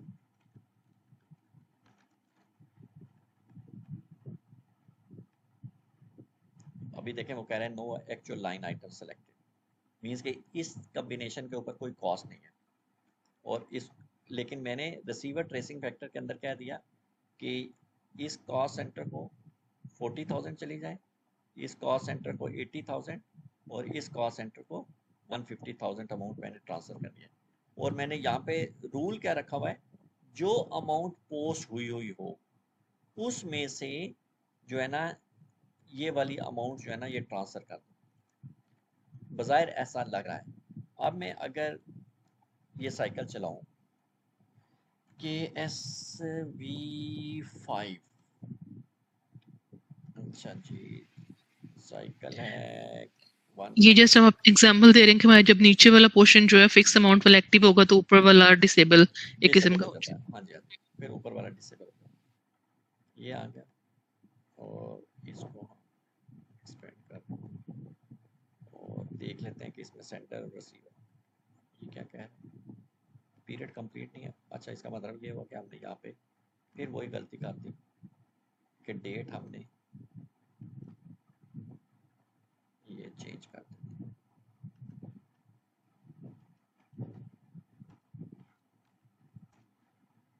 अच्छा ठीक है, सेंटर रिसीवर ठीक हुआ। अब मैं एग्जीक्यूट करता हूँ।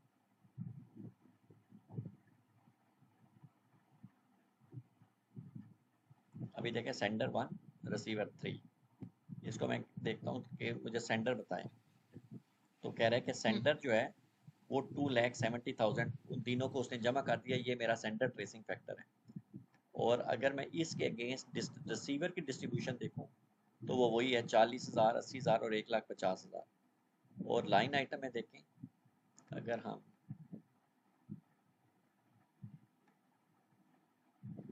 तो ऑब्जेक्ट को मैं लेके सब टोटल अगर कर दूं तो अब आप देखें कि ये वाला जो सेंटर कॉस्ट सेंटर है इसके अंदर 270,000 नेगेटिव एंट्री चली जाएगी, नेगेटिव कॉस्ट बुक हो जाएगी और इन सब के अंदर एक्चुअल कॉस्ट बुक होगी। अब आप सोचेंगे कि जी नेगेटिव कॉस्ट भी होती है, तो हम इसको एक दफ़ा चला के फिर हम इसकी फाइनेंशियल अकाउंटिंग की एंट्री देखते हैं।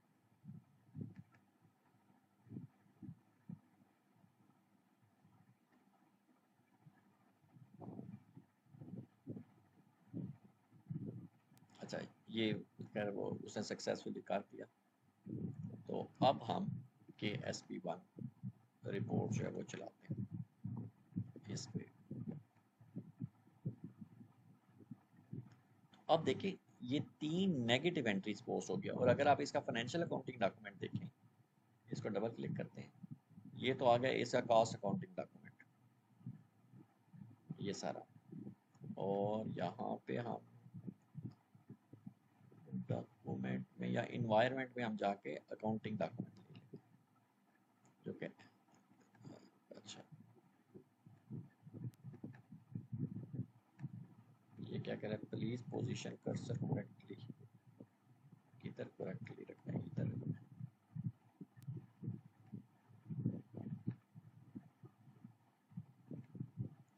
तो ये FI का डॉक्यूमेंट 23007 जो कि कल हमने वो 23 सीरियल क्रिएट की थी। तो ये देखें उसने सिंपल क्या किया कि एक इस लाइन आइटम को देखें तो उसने क्या किया, इस कॉस्ट सेंटर को इस अमाउंट के साथ पोस्टिंग की उसने, क्या कर दी बस 50 लगा दी। तो क्या होगा जब 50 लगा देंगे तो क्या हो जाएगा, अमाउंट क्रेडिट हो जाएगी उसके अंदर, उस GL के अंदर उस कॉस्ट सेंटर के अगेंस्ट अमाउंट क्रेडिट हो जाएगी। इस सूरत में उसकी जो है कॉस्ट जो SAP का ये कहना है कि वो बात बिल्कुल सही है कि जब आप पोस्टेड अमाउंट फिक्स अमाउंट ले लेते हैं रिसीवर के लिए, तो फिर एसएपी जो है वो आपका जो सोर्स है वो उसको डिसेबल कर देता है। फिर वो आपको उस बारे में नहीं कहता कि अब आप वो देखें कि उतनी अमाउंट उसके अंदर वो पोस्ट हुई हुई है कि नहीं हुई। तो ये एक नई चीज़ जो मैंने कल इसमें देखी। तो यहाँ तक। इसका मतलब फिक्स्ड नहीं लेनी चाहिए या डिपेंड सिनेरियो टू सिनेरियो? नहीं, ये डिपेंड करता है कि फर्ज करें आपने सेंटर को कॉस्ट तो देनी है, कोई ऐसी एडजस्टमेंट करनी है जो कि सोर्स के अंदर नहीं है, लेकिन क्या करेंगे फिर आप वेट करेंगे कि पहले उसके अंदर कॉस्ट आए और फिर आप ट्रांसफ़र करें, या मंथ एंड के लिए आप चाह रहे हैं कि जी हमने अपने अकाउंट फाइनलाइज करने हैं तो ये हमें ज़रूरी है कॉस्ट, तो ठीक है फिर आप इस तरह से कर लें। ये तो फिर हम एडजस्टमेंट्स वाली टाइप में कर सकते हैं ना, इस तरह के हाँ जी, ट्रांजैक्शंस। एडजस्टमेंट के लिए आप कर सकते हैं, कोई अमाउंट मिसिंग है तो वो आप एक एडिशनल कॉस्ट जो है वो आपकी बुक हो जाएगी, लेकिन उसका नेगेटिव जो है वो दूसरी तरफ चला जाएगा। तो वो अच्छा, अगर हम थोड़ी सी इसकी बात करें कि जो आगे हम चलते हैं उसके, हाँ पहले हम बात कर लेते हैं अभी तक जो हमने कॉस्ट को ट्रांसफ़र करने की जो चीज़ें पढ़ी, उनमें हमने क्या क्या देख लिया, डिस्ट्रीब्यूशन और असेसमेंट। उससे पहले हमने मैनुअल एलोकेशन जो है ना वो हमने देख ली। इसी तरह जो है इसके अंदर एक और चीज़ है, वो है उसको हम क्या कहते हैं, जिससे हम कॉस्ट को ट्रांसफ़र करते हैं। अगर आप यहाँ पे आए, controlling, cost centre accounting, actual posting नहीं, month end, period end closing, single function और एलोकेशन। ये देखिए एलोकेशन से मुराद है कॉस्ट को ट्रांसफ़र करना। यहाँ पे आपको सारे मेथड मिलेंगे, एक्चुअल ओवरहेड भी है, डिस्ट्रीब्यूशन है, असेसमेंट है, इनडायरेक्ट एक्टिविटी है, और इसके अलावा जो है वो, हाँ ये है पीरियोडिक रीपोस्टिंग। पीरियोडिक रीपोस्टिंग जो है ये भी आपका एक टूल है जिसके आप थ्रू आप मंथ एंड के ऊपर जो है वो भी कॉस्ट ट्रांसफ़र कर सकते हैं, लेकिन इसमें और डिस्ट्रीब्यूशन और असेसमेंट में एक फ़र्क है।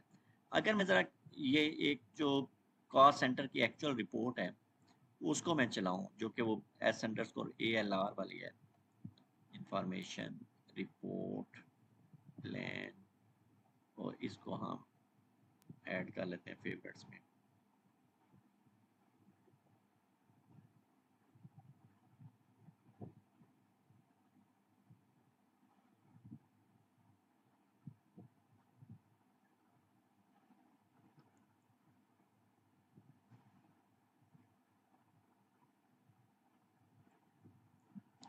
तो आप देखेंगे कि फर्स्ट करें मैं यहाँ पे कॉस्ट सेंटर दे देता हूँ, वैसे ये तो कॉस्ट एलिमेंट, यहाँ पे कॉस्ट एलिमेंट दे देते हैं और मान के 1000 ये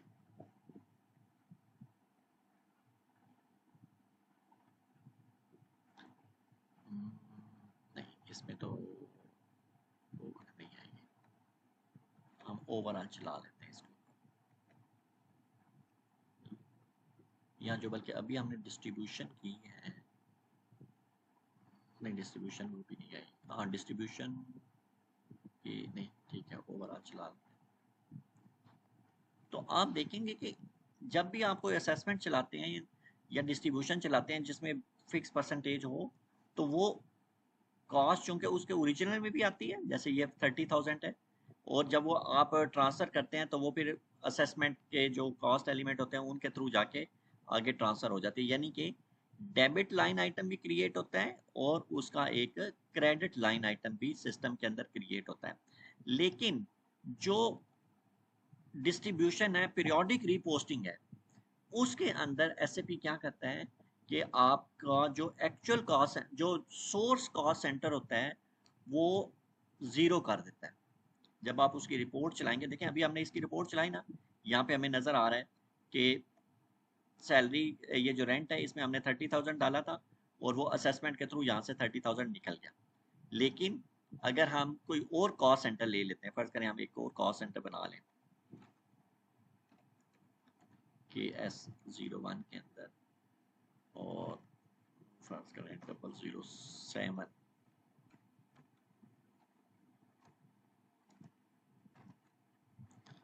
और हम ले लेते हैं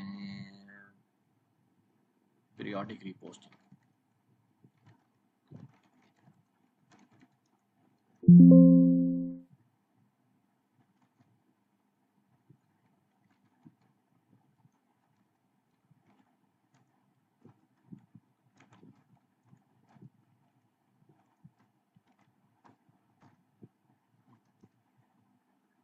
अच्छा ये देखें, एक चीज़ ये याद रखें कि यहाँ पे कंपनी कोड की फील्ड नहीं आ रही, लेकिन अगर आपका जो कंट्रोलिंग एरिया है वो क्रॉस कंपनी हो और आपके कंट्रोलिंग एरिया के अंदर एक से ज़्यादा कंपनी कोड असाइन हुए हुए हों, तो फिर एसएपी यहाँ पे क्या करेगा, कंट्रोल कंपनी। कंपनी कोड की फील्ड को अनेबल कर देगा। लेकिन अगर आपके कंट्रोलिंग एरिया में एक ही कंपनी कोड है, फिर वो यहाँ से हाइड कर देता है, क्योंकि उसको पता है कि बाय डिफॉल्ट ये एक ही होगा। अच्छा ये आ गया, हम इसकी हम कॉन्फ़िगरेशन करते हैं पीरियोडिक रिपोस्टिंग जो मंथ एंड हम करते हैं, बल्कि हम पहले इसके अंदर एक कॉस्ट डाल लें FP60 के अंदर। फर्ज करें हमने 8000 की,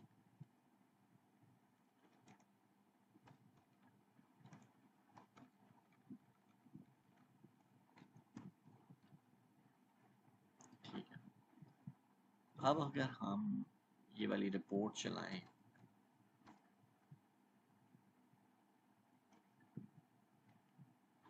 इस कॉस्ट सेंटर की हम रिपोर्ट चलाते हैं जो हमने अभी क्रिएट किया है, तो इसमें देखें कि अभी ये 8000 यहाँ पे एज अ डेबिट एंट्री आ रही है। अगर हम इससे ट्रांसफ़र करेंगे तो ऑफ कोर्स वो ट्रांसफ़र होगी तो क्रेडिट हो जाएगी। तो सिस्टम जो दूसरी एक्टिविटीज़ हैं जैसे कि असेसमेंट है और डिस्ट्रीब्यूशन है, उसमें वो क्रेडिट लाइन आइटम को क्रिएट करेगा, लेकिन इसमें वो क्या करता है, इसमें वो क्रेडिट लाइन आइटम को क्रिएट नहीं करेगा। SIMG में हम आते हैं और कंट्रोलिंग कॉस्ट सेंटर अकाउंटिंग और actual posting, period end closing, और ये है पीरियोडिक रिपोस्टिंग। पीरियोडिक रिपोस्टिंग में हम आ जाते हैं और ये है डिफाइंड पीरियोडिक रिपोस्टिंग। ये भी बिल्कुल शक्ल उसकी वही 100% जैसे कि होती है। ये देखिए हम यहाँ पे कर लेते हैं 3, कोई बिल्कुल 100% वो ये उसी तरह ही है।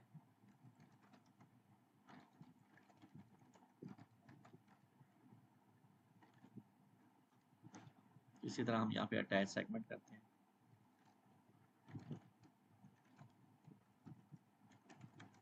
सेगमेंट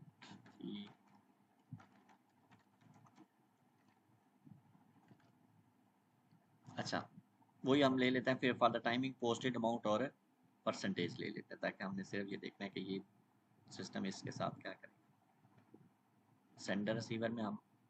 लेकिन हाँ जो एक और चीज़ बताने वाली है, पीरियोडिक रीपोस्टिंग के अंदर यहाँ पे देखें आपके पास सेंडर और रिसीवर की तकरीबन कॉस्ट अकाउंटिंग के सारे ऑब्जेक्ट आ जाते हैं। यहाँ पे ऑर्डर भी है, कॉस्ट सेंटर भी है, फंक्शनल एरिया भी है और WBS एलिमेंट भी है, और कॉस्ट एलिमेंट तो खैर सब में ही होता है। और इसी तरह यहाँ पे ऑर्डर रिसीवर के अंदर cost centre, functional area, cost object और WBS एलिमेंट भी है। लेकिन जो आपके डिस्ट्रीब्यूशन है और असेसमेंट है उसके अंदर सेंडर के अंदर आपका ये जो है WBS एलिमेंट यहाँ पे नहीं होगा, फंक्शनल एरिया यहाँ पे नहीं होगा। तो ये डिपेंड करता है कि आपने कॉस्ट कहाँ कहाँ से ट्रांसफ़र करनी है, तो आपने अकॉर्डिंगली उस हिसाब से जो है ना वो फंक्शंस को एलोकेशन के जो है वो यूज़ करने हैं। यानी कि हमारा अगर WBS है जो कि हमें वो फंक्शन दूसरों में नहीं मिलता, हाँ उसको हम इससे कर सकते हैं ना, जी जी, अगर आप पीरियोडिक से। चाहते हैं कि WBS एलिमेंट से कॉस्ट ट्रांसफ़र करना चाहते हैं किसी कॉस्ट सेंटर पे, ठीक है, तो फिर आप यहाँ पे इसको as a source WBS element बना लें और टारगेट जो है वो आप कॉस्ट सेंटर बना सकते हैं, फिर आप कर सकते हैं। तो अभी हमने जो नया कॉस्ट सेंटर बनाया ये हो गया, और कॉस्ट एलिमेंट हो गया हमारा ये 4, कौन सा वाला है 3, और हम ट्रांसफ़र कर रहे हैं इसके कॉस्ट सेंटर से इस कॉस्ट सेंटर के अंदर इंटरवैलिड कॉस्ट एलिमेंट, सॉरी ये तो हमने यहाँ पे इंटर नहीं करना था, ये तो इधर करना था, ये हम यहाँ से हटा देते हैं। अच्छा, तो हम क्या कह रहे हैं कि हमने जो नया कॉस्ट सेंटर है उसके इस कॉस्ट एलिमेंट के अंदर से जो ट्रांसफर करनी है कॉस्ट वो सारी इसके अंदर कर दें। रिसीवर ट्रेसिंग फैक्टर के अंदर हमने ये वही कुछ कर देते हैं, यहाँ पे पर 30%, 40%, 30% सेव। अच्छा जी, ये हो गया। अब हम जो है एक साइकिल जो है वो देखते हैं, अकाउंटिंग और controlling, cost centre accounting, period end closing, single function और पीरियोडिक रिपोर्टिंग, KSW5 और ये आ गया पीरियड पहले आ गया, ठीक है। एग्जीक्यूट और फिर हमने वही काम कर दिया, डेट वाला डेट वाला। असल में वो ये बाय डिफॉल्ट कर देता है। अच्छा जी, दोबारा करेंगे।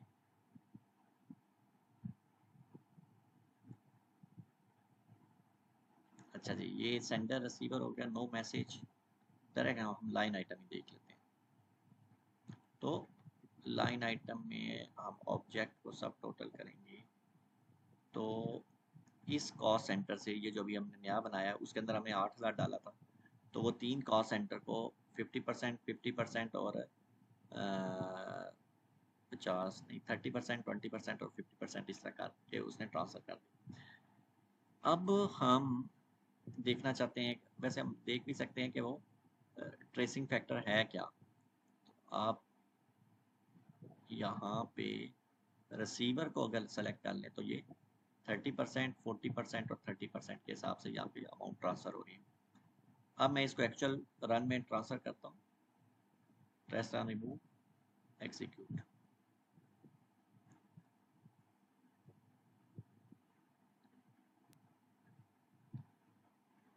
ठीक है, अब मैं इस रिपोर्ट को दोबारा चलाऊंगा। होना तो ये चाहिए ना कि अगर डेबिट है तो साथ क्रेडिट भी आ जाए इतनी जो है, लेकिन अब मैं जब इसको चलाऊंगा, अब आप देखें उसने इस रिपोर्ट को खाली कर दिया। आप इस रिपोर्ट को चलाएंगे जो कि एक्चुअल कॉस्ट को डिटरमिन करती है। लाइन आइटम को अगर मैं चलाऊं ना इसके अंदर, ठहर मैं यहाँ पे लाइन आइटम की अगर चला लूँ, उसमें वो आ जाएगा कि KSP1 के अंदर। ये हटा देते हैं यहाँ से।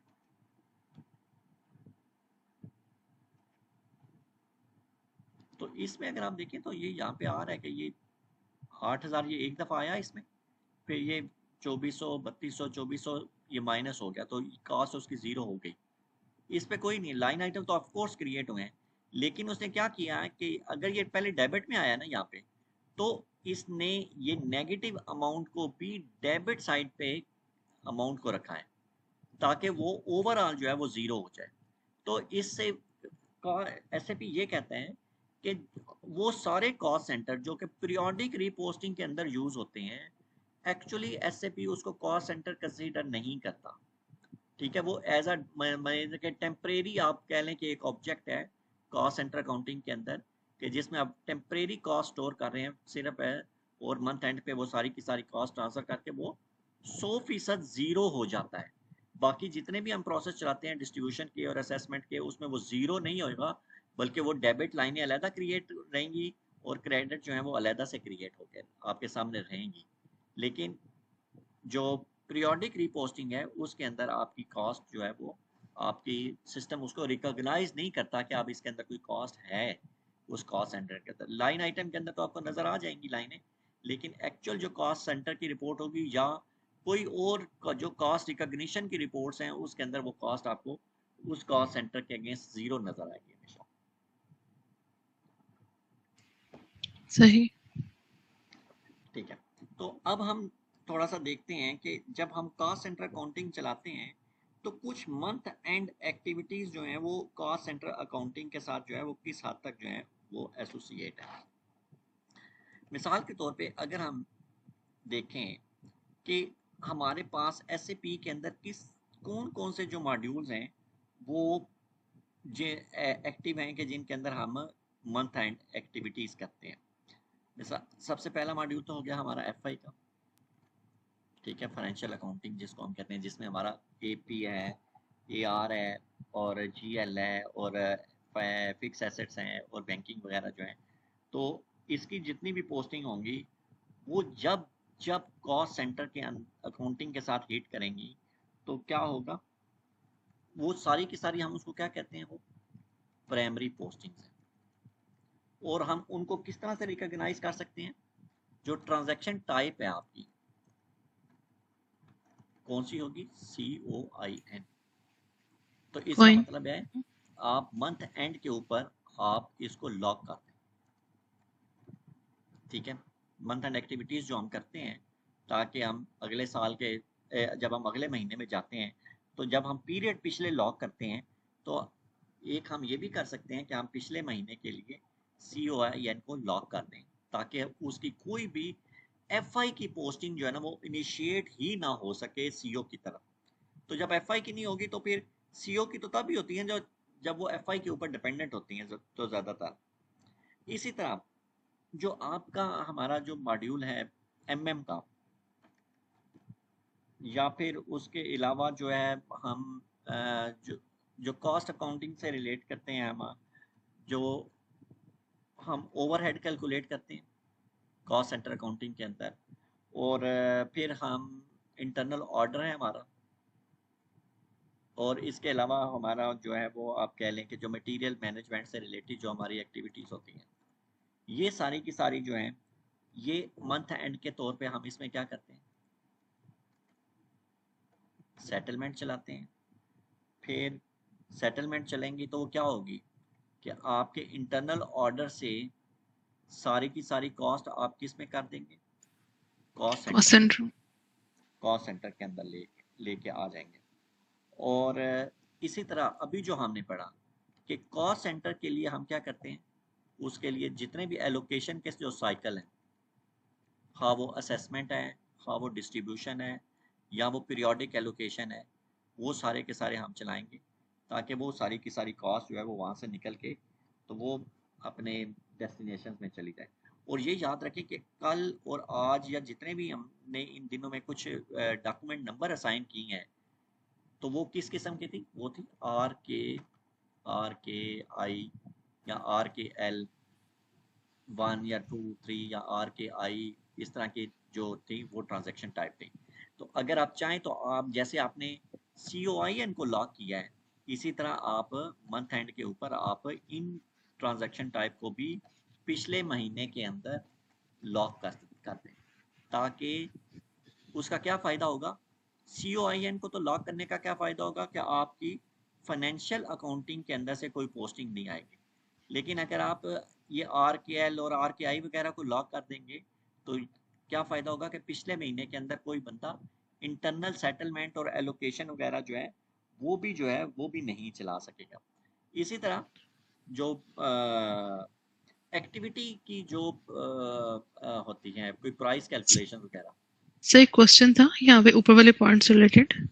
हाँ हाँ कल उस दिन आप कल बल्कि आपने एक टी कोड बताया था जो भी शायद एब्सोल्यूट है या वो ओके है ओके भी जी, उसमें आपने बताया था कि अभी वो शायद उस तरह वर्किंग में नहीं है। तो अगर उस पे हम अगर लॉक करना हो कॉइन को, उधर से हम कॉइन को लॉक करेंगे अगर वो अभी फंक्शनल नहीं है वो वाला टी कोड तो, वो अब या वही उसको फ्यूरी से करेंगे? अगर तो वो अगर तो वो चल रहा है, OKP1 हम्म, चल रहा है तो फिर आप OKP1 से कर लें, अदरवाइज ठीक फिर है। आप फ्यूरी से कर लें क्योंकि फ्यूरी से भी हो जाएगा मेरे ख्याल से। ये मैंने करके देखा था। अगर हम हम्म, इसमें देखें कि चलो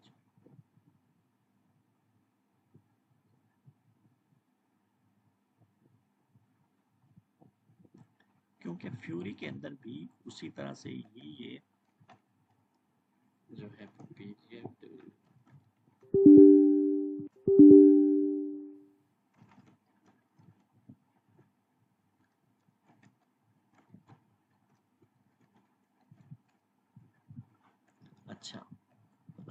यहाँ पे फ्यूरी को चलाए हैं अक्टूबर कोई 4।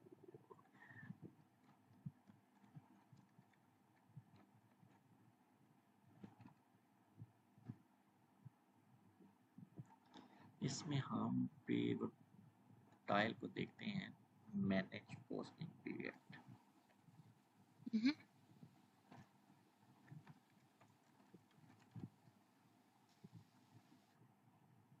नहीं, ठहरे, फ्यूरी एप्स लाइब्रेरी में हम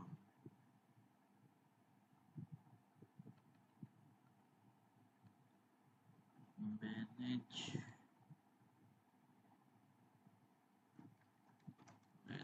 पोस्ट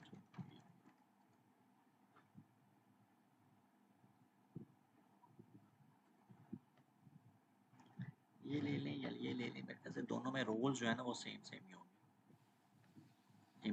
ऊपर वाला इम्प्लीमेंटेशन माइट पॉसिबल एफआई का होगा, नीचे हाँ वाला नहीं वो तो एफ आई का है, ये FI सी का है। वो भी 52। हाँ जी हाँ जी, कन्फिग्रेशन में दोनों के रोल देख लेते हैं क्या क्या है। ये SAP BRGL अकाउंटेंट, तो SU01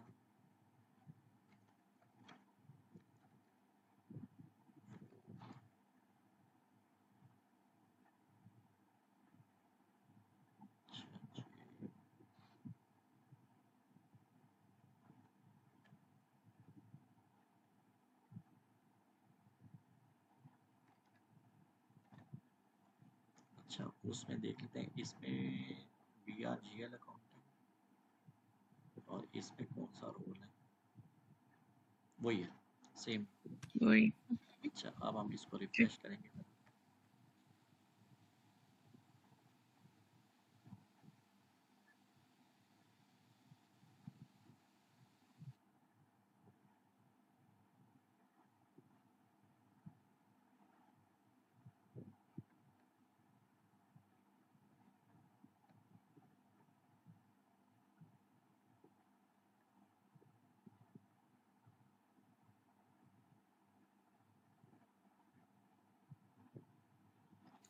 आना तो पहले भी चाहिए था नहीं क्योंकि नहीं पहले तो आना चाहिए था भाई, पहले वो वो जो बीआर अकाउंटिंग वाला अगर एफआई का साइन हुआ हो तो दोनों का एक ही रोल है ना। नहीं तो वो रोल या भी असाइन हुआ है।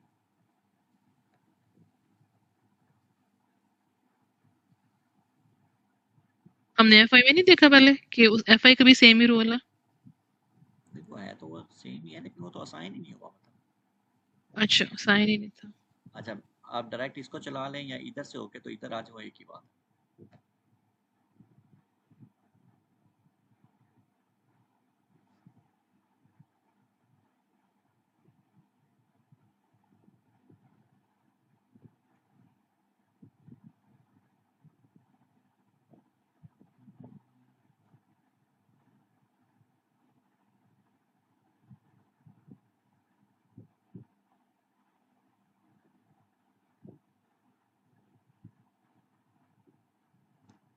अच्छा चलें इसको थोड़ी देर तक देखते हैं, जब तक वो आती है तो हम इसको देख लेते हैं। तो हम कह रहे थे कि जो मंथ एंड एक्टिविटीज़ हैं मुख्तलिफ मॉड्यूल्स के अंदर जो कि कॉस्ट अकाउंटिंग से रिलेट करती हैं, ये हमें पता होनी चाहिए क्योंकि ये मंथ एंड जो है एक्टिविटीज़ बहुत ज़रूरी है। तो हम इंटरनल ऑर्डर और MM और ये हमारा जो कॉस्ट सेंटर अकाउंटिंग है इसके अंदर हम क्या करते हैं, सेटलमेंट चलाते हैं। सेटलमेंट के अंदर हम या तो इंटरनल ऑर्डर से कॉस्ट सेंटर के ऊपर जो है वो ट्रांसफ़र कर देंगे, इसी तरह या फिर कॉस्ट सेंटर के अंदर जो हमारे एलोकेशन साइकिल है वो चलेंगे, और इसी तरह हम मंथ एंड के ऊपर जाके एक्टिविटी प्राइस को कैलकुलेट भी करते हैं। वो हम नेक्स्ट लेक्चर में देखेंगे कि किस तरह से हम एक्टिविटी प्राइस जो है वो कैलकुलेट करते हैं। एक्टिविटीज़ पहले हम करते हैं, फिर उसके अंदर total per unit price calculate करके तो फिर हम जो वेरिएंस है वो भी उसको कैलकुलेट करते हैं। और एक्टिविटी प्राइस कैलकुलेट करने के लिए जो ट्रांजैक्शन टाइप यूज़ होती है वो है KSII। तो इसका मतलब है कि अगर आप मंथ एंड के ऊपर आप लॉक कर दें कि SII को पिछले महीने के लिए, तो आप नेक्स्ट जो है वो पिछले महीने के अंदर कोई भी बंदा फिर प्राइस को जो है ना वो कैलकुलेट नहीं कर सकेगा। इसी तरह अगर हम प्रोडक्शन प्लानिंग का जो मॉड्यूल है, PP जिसको हम कहते हैं, उसकी अगर हम बात करें, प्रोडक्शन प्लानिंग, क्योंकि ये प्रोडक्ट कॉस्टिंग के अंदर बहुत ज़्यादा जो है ना ये डायरेक्ट इसका 100% आपस में लिंक है। तो प्रोडक्शन प्लानिंग से क्या चीज़ इनिशिएट होगी, आपका जो है प्रोडक्शन ऑर्डर जो है जिससे आपने प्रोडक्शन करनी है, जिसके ऊपर आपने प्रोडक्ट कॉस्ट कैलकुलेट करनी है, तो वो स्टार्ट हो जाता है। जब महीने के शुरू में, महीने के दरमियान में कोई प्रोडक्शन ऑर्डर क्रिएट हुआ, इशू हो गया कि जी हाँ भाई ये चीज़ जो है ना अब आप बनाना शुरू कर दें, तो आपने मंथ एंड के ऊपर जाके देखना है कि क्या प्रोडक्शन ऑर्डर कंफर्मेशन हो गई है कि नहीं हुई हुई। अगर नहीं हुई हुई तो आप उसको कंफर्म कर दें। उससे क्या होगा कि आप की एक्चुअल कॉस्टिंग जो है ना वो कैलकुलेट होगी। जो प्रोडक्ट कॉस्ट प्लानिंग है ना, वो तो किसी भी प्रोडक्शन ऑर्डर की मोहताज नहीं है, ठीक है। वो तो एक अजम्पशन है कि हमारी के चीज़ों को प्रोड्यूस करने में कितना पैसा लगेगा। लेकिन एक्चुअल कॉस्टिंग कब कैलकुलेट होती है, जब प्रोडक्शन प्लानिंग का मॉड्यूल एक्टिव होता है और उसके अगेंस्ट आपका प्रोडक्शन ऑर्डर का इशू होता है और उसकी कंफर्मेशन होती है। कंफर्मेशन होती है तो फिर आपकी गुड्स जो है ना वो इशू हो जाती हैं शुरू में प्रोडक्शन ऑर्डर के अगेंस्ट फैक्ट्री को। तो मंथ एंड के ऊपर हमने क्या करना होता है, इस प्रोडक्शन ऑर्डर को रीवैल्यूएट करना होता है। ये प्रोडक्शन ऑर्डर को रीवैल्यूएशन जो है, ये आपकी प्रोडक्ट कॉस्टिंग का जो है ना ये सबसे ज़्यादा इंपॉर्टेंट जो है ना ये आपका काम है। तो आपने प्रोडक्शन ऑर्डर को रीवैल्यूएट करना है कि अब इसको, इसकी प्राइसेस और प्लानिंग की प्राइसेस जो है उसमें कितना डिफरेंस आएगा। तो इसके साथ साथ आपने क्या करना होता है कि आपने ओवरहेड कैलकुलेट भी करने होते हैं। प्रोडक्शन ऑर्डर जो है वो आपका कुछ चीज़ें तो कैलकुलेट कर रहा होता है, जैसे बॉम्ब वगैरह जो है या एक्टिविटीज़ प्राइस को तो उसके साथ चल रही होती हैं, लेकिन कुछ ओवरहेड्स की कैलकुलेशन आपने अलहदा से बाद में करनी होती है, जिस तरह के कुछ डेप्रिसिएशन वगैरह होगी, जो आपका प्लांट की डेप्रिसिएशन हैं, या फिर आपके जो बिल्डिंग के रेंट्स वगैरह हैं, या सैलरीज का कुछ पोर्शन जो कि आपने प्रोडक्शन के अंदर ऐड करना है एज अ कॉस्ट के तौर पे, ताकि प्रोडक्ट की कॉस्ट को एक्चुअल कैलकुलेट किया जा सके, तो वो भी आपने कैलकुलेट करना है। जब आप ओवरहेड का कैलकुलेशन करते हैं तो उसके लिए जो कंट्रोलिंग के अंदर जो ट्रांजैक्शन टाइप यूज़ होती है वो है KZPI। तो इसका मतलब है कि अगर आप लॉक कर दें KZPI को, तो इसका मतलब है कि फिर नेक्स्ट टाइम कोई बंदा पिछले महीने के लिए आपकी जो है ओवरहेड की जो कैलकुलेशन है वो नहीं कर सकेगा। इसमें कुछ नहीं आया, ये मेरे ख्याल से शायद ये सर्विस इसकी चल ही नहीं रही इसके अगेंस्ट। अच्छा, इसी तरह हमने क्या कहा कि जब आपकी प्रोडक्शन स्टार्ट हो जाती है या प्रोडक्शन ऑर्डर इशू हो जाता है, तो हमने मंथ एंड पे दो चीज़ों में से एक चीज़ को लाजमी कैलकुलेट करना होता है। या तो हमने WIP को कैलकुलेट करना है, अगर ये WIP नहीं है तो फिर इसका मतलब क्या हुआ कि प्रोडक्शन ऑर्डर हमारा कंप्लीट हो गया, तो फिर हमने वेरिएंस को कैलकुलेट करना है। और जब वेरिएंस कैलकुलेट होगा तो इसका मतलब है कि आपका production order at the end उसकी सारी की सारी जो कुछ भी उसके अंदर है वो सारा का सारा कहाँ पे ट्रांसफ़र हो जाएगा, वो फिनिश गुड के अंदर ट्रांसफ़र हो जाएगा। तो इसका मतलब हो गया कि आपने मंथ एंड के अंदर सेटलमेंट का प्रोसेस भी चलाना है। अगर तो वेरिएंस है तो फिर वेरिएंस कैलकुलेट करें और सारा और मंथ एंड पे सेटलमेंट चलाएं, और उसके अंदर जितनी भी आपका रॉ मटेरियल और हर चीज़ की प्राइसेस सब कुछ जो भी है वो production order at the end zero हो जाता है, और आपकी सारी की सारी प्राइस जो है वो जो होती है वो फिनिश गुड्स के अंदर जो है ना वो चली जाती है।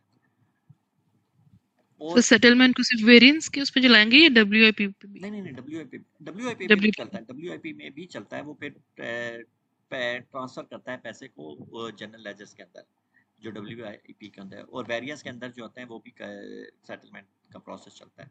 दोनों दोनों सूरतों में में चलाना है चलता सेटलमेंट। है, हाँ जी, दोनों ठीक। सूरतों में चलता है। जहां तक प्रोडक्ट कॉस्टिंग का तल्लक है, अगर हम करें, आपने इसके अंदर सिर्फ और सिर्फ एक काम करना होता है, मंथ एंड के ऊपर जाके एक्चुअल कॉस्ट कैलकुलेट करनी होती है, ठीक है। वो लेकिन कब करेंगे, जब ये सारे प्रोडक्शन वाले जो हैं ये अपना काम कर लेंगे। अगर प्रोडक्शन ऑर्डर, ये प्रोडक्शन प्लानिंग वाले अपना काम नहीं करते, तो फिर आप प्रोडक्ट एक्चुअल कॉस्ट कैलकुलेट नहीं कर सकते। तो ज़रूरी है कि सबसे पहले क्या हो, एफआई वाले अपना काम कर लें, वो अपनी प्राइमरी पोस्टिंग सारी कर लें, जितना भी फर्ज करें इलेक्ट्रिसिटी का कोई कॉस्ट चार्ज करनी है, डेप्रिसिएशन रन चलाने हैं और सैलरीज पे करनी है, वो हर चीज़ करके, और उसके बाद फिर एमएम और कॉस्ट सेंटर अकाउंटिंग वाले और इंटरनल ऑर्डर वाले ये सारा काम करेंगे। फिर प्रोडक्शन ऑर्डर वाले अपने ऑर्डर्स को सारी तरह मंथ एंड के ऊपर देखेंगे, और उसके बाद फिर जो है ना जो प्रोडक्ट कॉस्ट का जो बंदा है या सीईओ का बंदा है, वो फिर अपने देखेगा कि अब मैंने एक्चुअल कॉस्ट को कैलकुलेट करना है, और वो एक्चुअल कॉस्टिंग को देखेगा। और इसी तरह आपका जो सबसे आखिर में फिर क्या काम होता है, रिपोर्टिंग। और उसके लिए कौन सा एसएपी ने मॉड्यूल दिया हुआ है, कोपा का। तो कोपा का जो मॉड्यूल है उसके अंदर जो है ना फिर आप तकरीबन जब एक्चुअल कॉस्ट भी कैलकुलेट हो जाती है और हर चीज़ जो है ना वो सारी सेटलमेंट हो जाती है, तो फिर क्या करते हैं हम, पीरियोडिक वैल्यूएशन करते हैं हम।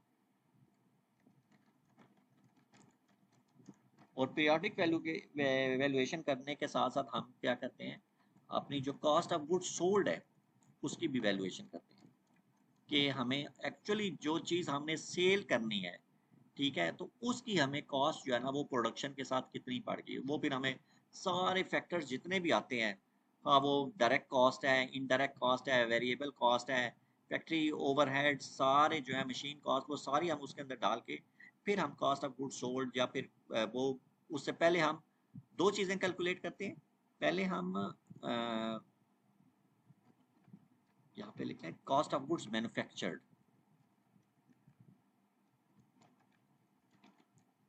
ओ sorry, cost of good manufactured, ये कैलकुलेट करते हैं।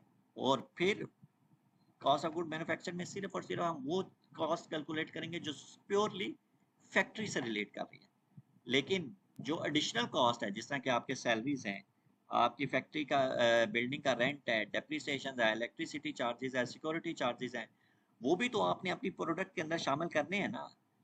वो भी तो आप कहाँ से पैसे आपने अरेंज करने हैं, जारी बात है प्रोडक्ट सेल होगी तो तब भी आपसे, मतलब कि प्रोडक्ट ही एक है ना आपकी पूरी, यानी कि ऑर्गेनाइजेशन का एक सोर्स ऑफ इनकम जो है। तो तो इसका मतलब है कि हर चीज़ की कॉस्ट का कुछ पोर्शन आपने उस प्रोडक्ट की कॉस्ट के अंदर डालना है। ऐसा नहीं होता कि आपने फर्ज करें एक मोटरसाइकिल बनाया तो आप कहेंगे अच्छा भाई सिर्फ रॉ मटेरियल की कॉस्ट ऐड कर लो, मटीरियल और एक्टिविटीज़ की ऐड कर लो, और थोड़े से जो हमारे ओवरहेड्स हैं वो नहीं, उसके अलावा जो आपकी वेरिएबल कॉस्ट होती है वो भी आपने सारी की सारी उसके अंदर डालनी है। तो वेरिएबल कॉस्ट जब तक नहीं डालते तो वो आपकी कॉस्ट ऑफ गुड मैन्युफैक्चर्ड है, लेकिन जब आप वेरिएबल कॉस्ट भी डाल देते हैं, यानी कि सारी की सारी कॉस्ट डाल डाल देते हैं, तो फिर कॉस्ट ऑफ गुड सोल्ड बन जाती है। यानी कि ये चीज़ आपको पता चल जाता है कि अच्छा ये, अब ये चीज़ जो है अगर हम इसको सेल करने के लिए जो तैयार हुई है, ये चीज़ 100 रुपये में हमें जो है ना ये पड़ गई है, तो आप फिर उसकी बेस पे आप क्या करते हैं, उसकी एक सेल प्राइस कैलकुलेट करते हैं।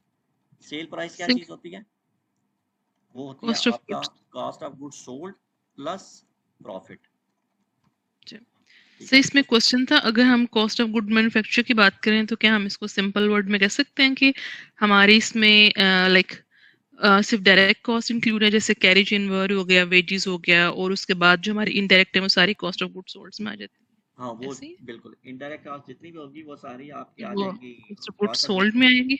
हाँ जी। और जो मैन्युफैक्चरिंग में जैसे डायरेक्ट कैरेजेस, जो इन कैरेज इनवर्ड होती है, हाँ वेजेस होती हैं, बिल्कुल। परचेजेस, तो वो जो यानी कि जिसमें ग्रॉस प्रॉफिट कैलकुलेट करते हैं, जो उससे पहले वाली जितनी भी हैं सारी वो कॉस्ट ऑफ गुड मैन्युफैक्चरिंग। ठीक हाँ है। जी। तो वो सारी आप इसमें वो हम कोपा में सारी कैलकुलेट कर रहे होते हैं।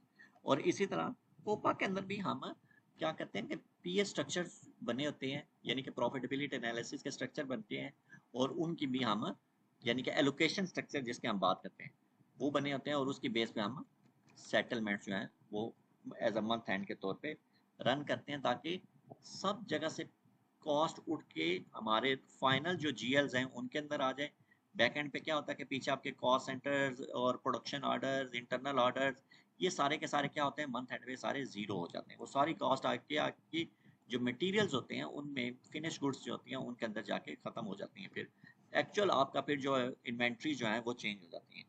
तो कोपा के अंदर जो है वो हम फिर देख लेते हैं कि रिपोर्टिंग के लिए क्या करना है। उसमें फिर हमारे पास या तो हम क्या करते हैं, टॉप डाउन या फिर बॉटम अप वैल्यूएशन अप्रोचेज होती हैं कि आप किस तरह करना चाहते हैं। आप हाई यानी कि सबसे ऊपर जो आपका फिनिश गुड है वहाँ से आप नीचे सब कॉस्ट को अलहदा कैलकुलेट करना चाह रहे हैं, या नीचे से सारी कॉस्ट को लेके तो आप फिर ऊपर फिनिश गुड की तरफ जाना चाह रहे हैं। वो भी अप्रोच को डिसाइड किया जाता है और फिर उसके ऊपर रिपोर्ट्स जो होती हैं वो आप एग्जीक्यूट करते हैं। तो ये सारी की सारी जो चीज़ें हैं इनको हम क्या कहेंगे, ये हमारी मंथ एंड एक्टिविटीज़ हैं। तो अगर कोई कभी आपको पूछे कि मंथ एंड एक्टिविटीज क्या है, एफआई के अंदर क्या है, ओवरहेड या इंटरनल ऑर्डर्स के अंदर या कॉस्ट सेंटर अकाउंटिंग के अंदर क्या है, प्रोडक्शन प्लानिंग के अंदर क्या है, प्रोडक्ट कॉस्टिंग प्रॉफिटेबिलिटी एनालिसिस के अंदर क्या है, तो ये कुछ तकरीबन आप कह लें 100% नहीं, लेकिन बहरहाल तकरीबन आप कह लें ये 80 to 90% जो है ना, ये आपकी मंथ एंड एक्टिविटीज जो है वो इसी तरह ही होती है। एक चीज़ हम और आगे चलते हैं और फिर हम इसको लेक्चर को क्लोज करते हैं कि हमने जब भी कोई भी पोस्टिंग करते हैं कॉस्ट सेंटर के अगेंस्ट, जैसे कि हम कभी FB50 में कर सकते हैं या फिर FB60 में कर लेते हैं या किसी और भी F-02 से करते हैं, तो ये क्या होती है, ये आपकी एक्चुअल या प्राइमरी पोस्टिंग है। लेकिन कॉस्ट सेंटर अकाउंटिंग के अंदर एक और बड़ी इंपॉर्टेंट चीज़ है, उसको हम कहते हैं प्लान पोस्ट, प्लान कॉस्ट। ठीक है, प्लान कॉस्ट के बारे में ये है कि प्लान कॉस्ट दो तरह की होगी, दो उसकी टाइप्स हैं। एक ऐसी कॉस्ट प्लान कॉस्ट है जो कि एक्टिविटी डिपेंडेंट है, और दूसरी कॉस्ट वो कौन सी होगी, एक्टिविटी इंडिपेंडेंट। अब एक्टिविटीज का तो हम डिटेल के साथ नेक्स्ट में देखेंगे, बस हम ये समझ लें कि अगर कॉस्ट, प्लान कॉस्ट पोस्ट करते हुए हम एक्टिविटी को यूज करें, मीन्स कि हम इसमें क्या हमारे पास कम्बिनेशन आ जाएगा, इसमें हमारा कम्बिनेशन आ जाएगा cost centre plus cost element plus activity, और इंडिपेंडेंट में क्या होगा, cost centre plus cost element. इसमें एक्टिविटी का खाना हम नहीं फिल करेंगे, उसको हम खाली छोड़ देंगे। इसके लिए अगर हम एक टी कोड है इन दोनों कामों के लिए, या अलहदा अलहदा भी है, KP06। KP06 में हम प्लान कॉस्ट जो है ना, कॉस्ट सेंटर अकाउंटिंग या कॉस्ट सेंटर्स के अगेंस्ट डालते हैं। एक्टिविटीज के लिए भी एक्टिविटी जो प्लानिंग है सेपरेट से जो एक्टिविटी की प्लानिंग है उसके लिए जो हम करते हैं वो टी कोड है, वो KP26 वो है। लेकिन जिस ये जो एक्टिविटी प्लानिंग है ना, प्योरली जिसको हम कह रहे हैं, इसमें कॉस्ट सेंटर नहीं आएगा। लेकिन ये वाली जो KP06 है एक्टिविटी के लिए, जो मैंने टी कोड बताया, इसमें ये सारी कम्बिनेशन आते हैं, कॉस्ट सेंटर, कॉस्ट एलिमेंट और एक्टिविटी। अगर आप एक्टिविटी का खाना खाली छोड़ देंगे तो फिर वो नहीं आएगी। मेरे ख्याल से ये तो डिसेबल हो गया होगा, यकीन है। दोबारा से लॉगिन करते हैं और एक प्लान कॉस्ट डालते हैं और फिर उसकी रिपोर्ट हम चला के देखते हैं, फिर इसको हम ख़त्म करते हैं। तो 600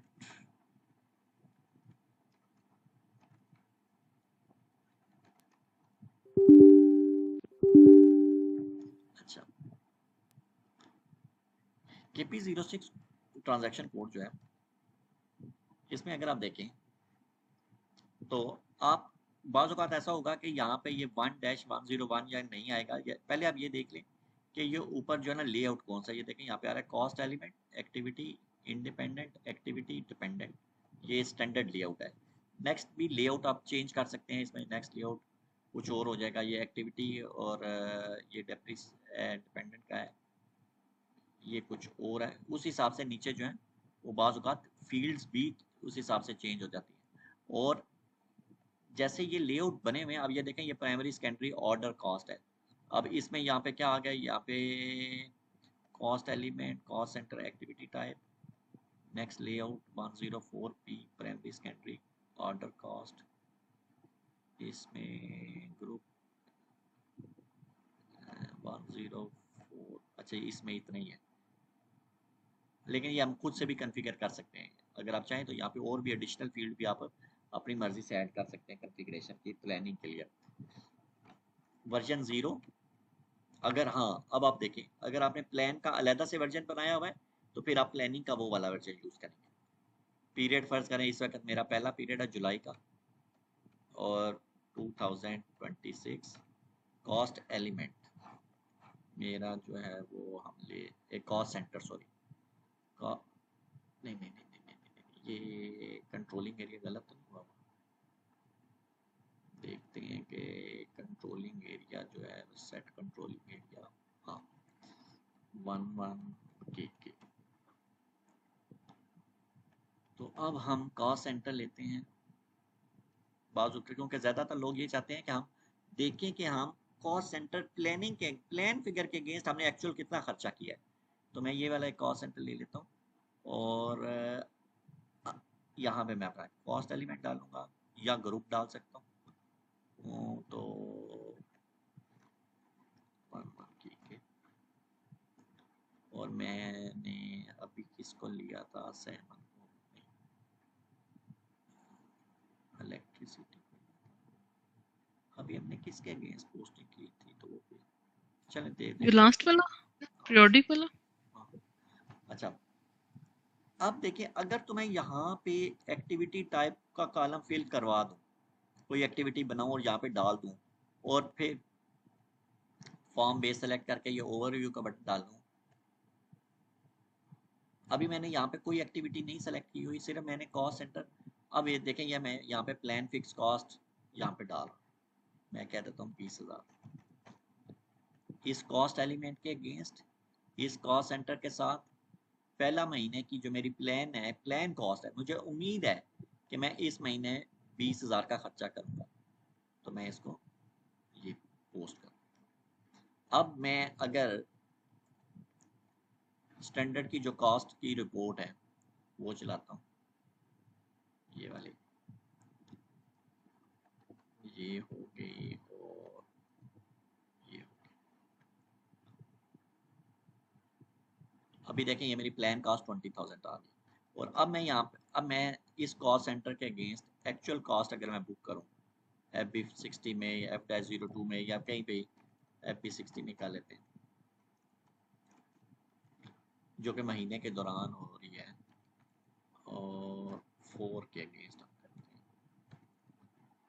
25,000 हम डाल देते हैं।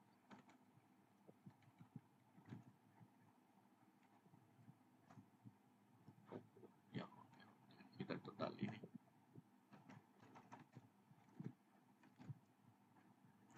अब मैं इस रिपोर्ट को रिफ्रेश करता हूँ, दोबारा से एग्जीक्यूट। अब आप देखें एक्चुअल कॉस्ट मेरी 25,000 थी, प्लान कॉस्ट मेरी 20,000 थी, तो वेरिएंस कितना आ गया 5,000 का, यानी कि जो कि 25% बन रहा है 20,000 का वेरिएंस जो है। तो इस तरह से आप अपनी प्लानिंग को ये भी कर सकते हैं, लेकिन ये याद रखिएगा कि ये प्लान कॉस्ट है, प्लान इज समथिंग एल्स और budget is something else. Cost centre accounting के अंदर बजटिंग भी होती है, लेकिन वो बड़ी महदूद किस्म की बजटिंग है, लेकिन वो एक सेपरेट चीज़ है। और ये प्लान कॉस्ट है, जो बजट होगा उसके ऊपर आप अवेलेबिलिटी कंट्रोल भी लगा सकते हैं, उसमें आप कर सकते हैं कि सिस्टम इस अमाउंट से ज़्यादा का एक्सपेंडिचर बुक ना करे। लेकिन प्लान कॉस्ट क्या है, only for planning purpose, only for reporting purpose. जैसे कि हमने यहाँ पे एक रिपोर्ट महीने के शुरू में हमने ये फिगर डाली और ये वाला खर्चा हम सारा महीना करते रहे मंथ एंड पे, ईयर एंड पे या किसी भी वक्त हमने रिपोर्ट चलाई और फिर हमने देखा कि यार ये तो हम अपनी प्लानिंग से बहुत आगे जा रहे हैं, तो हमें इसको रिवाइज करना पड़ेगा। तो अपने अखराजात को या कम करें या फिर प्लानिंग के अमाउंट को बढ़ा लें। तो ये प्लान कॉस्ट आप इसको होती है। और प्लान आप किसी सेपरेट वर्जन के अगेंस्ट भी आप कर सकते हैं। ज़रूरी नहीं है कि आप ज़ीरो वर्जन के अगेंस्ट करें, लेकिन ज़ीरो वर्जन एक ऐसा है जिसके अंदर आप बाई डिफ़ॉल्ट जो है वो प्लानिंग भी कर सकते हैं, एक्चुअल भी पोस्टिंग कर सकते हैं, WIP और वेरिएंस वगैरह कैलकुलेशन जो है वो भी सारी की सारी इसके अगेंस्ट कर सकते हैं। तो यहाँ तक कोई क्वेश्चन आपका? नहीं सर, क्लियर है, थैंक यू। अच्छा, तो चलें इसको हम क्लोज करते हैं। कल से हम जो है ना वो एक्टिविटी एलोकेशन को शुरू करेंगे और फिर हम कोशिश करते हैं कि 1-2 दिन के बाद हम प्रोडक्ट कॉस्टिंग जो है उसको हम देख लें। जी ठीक।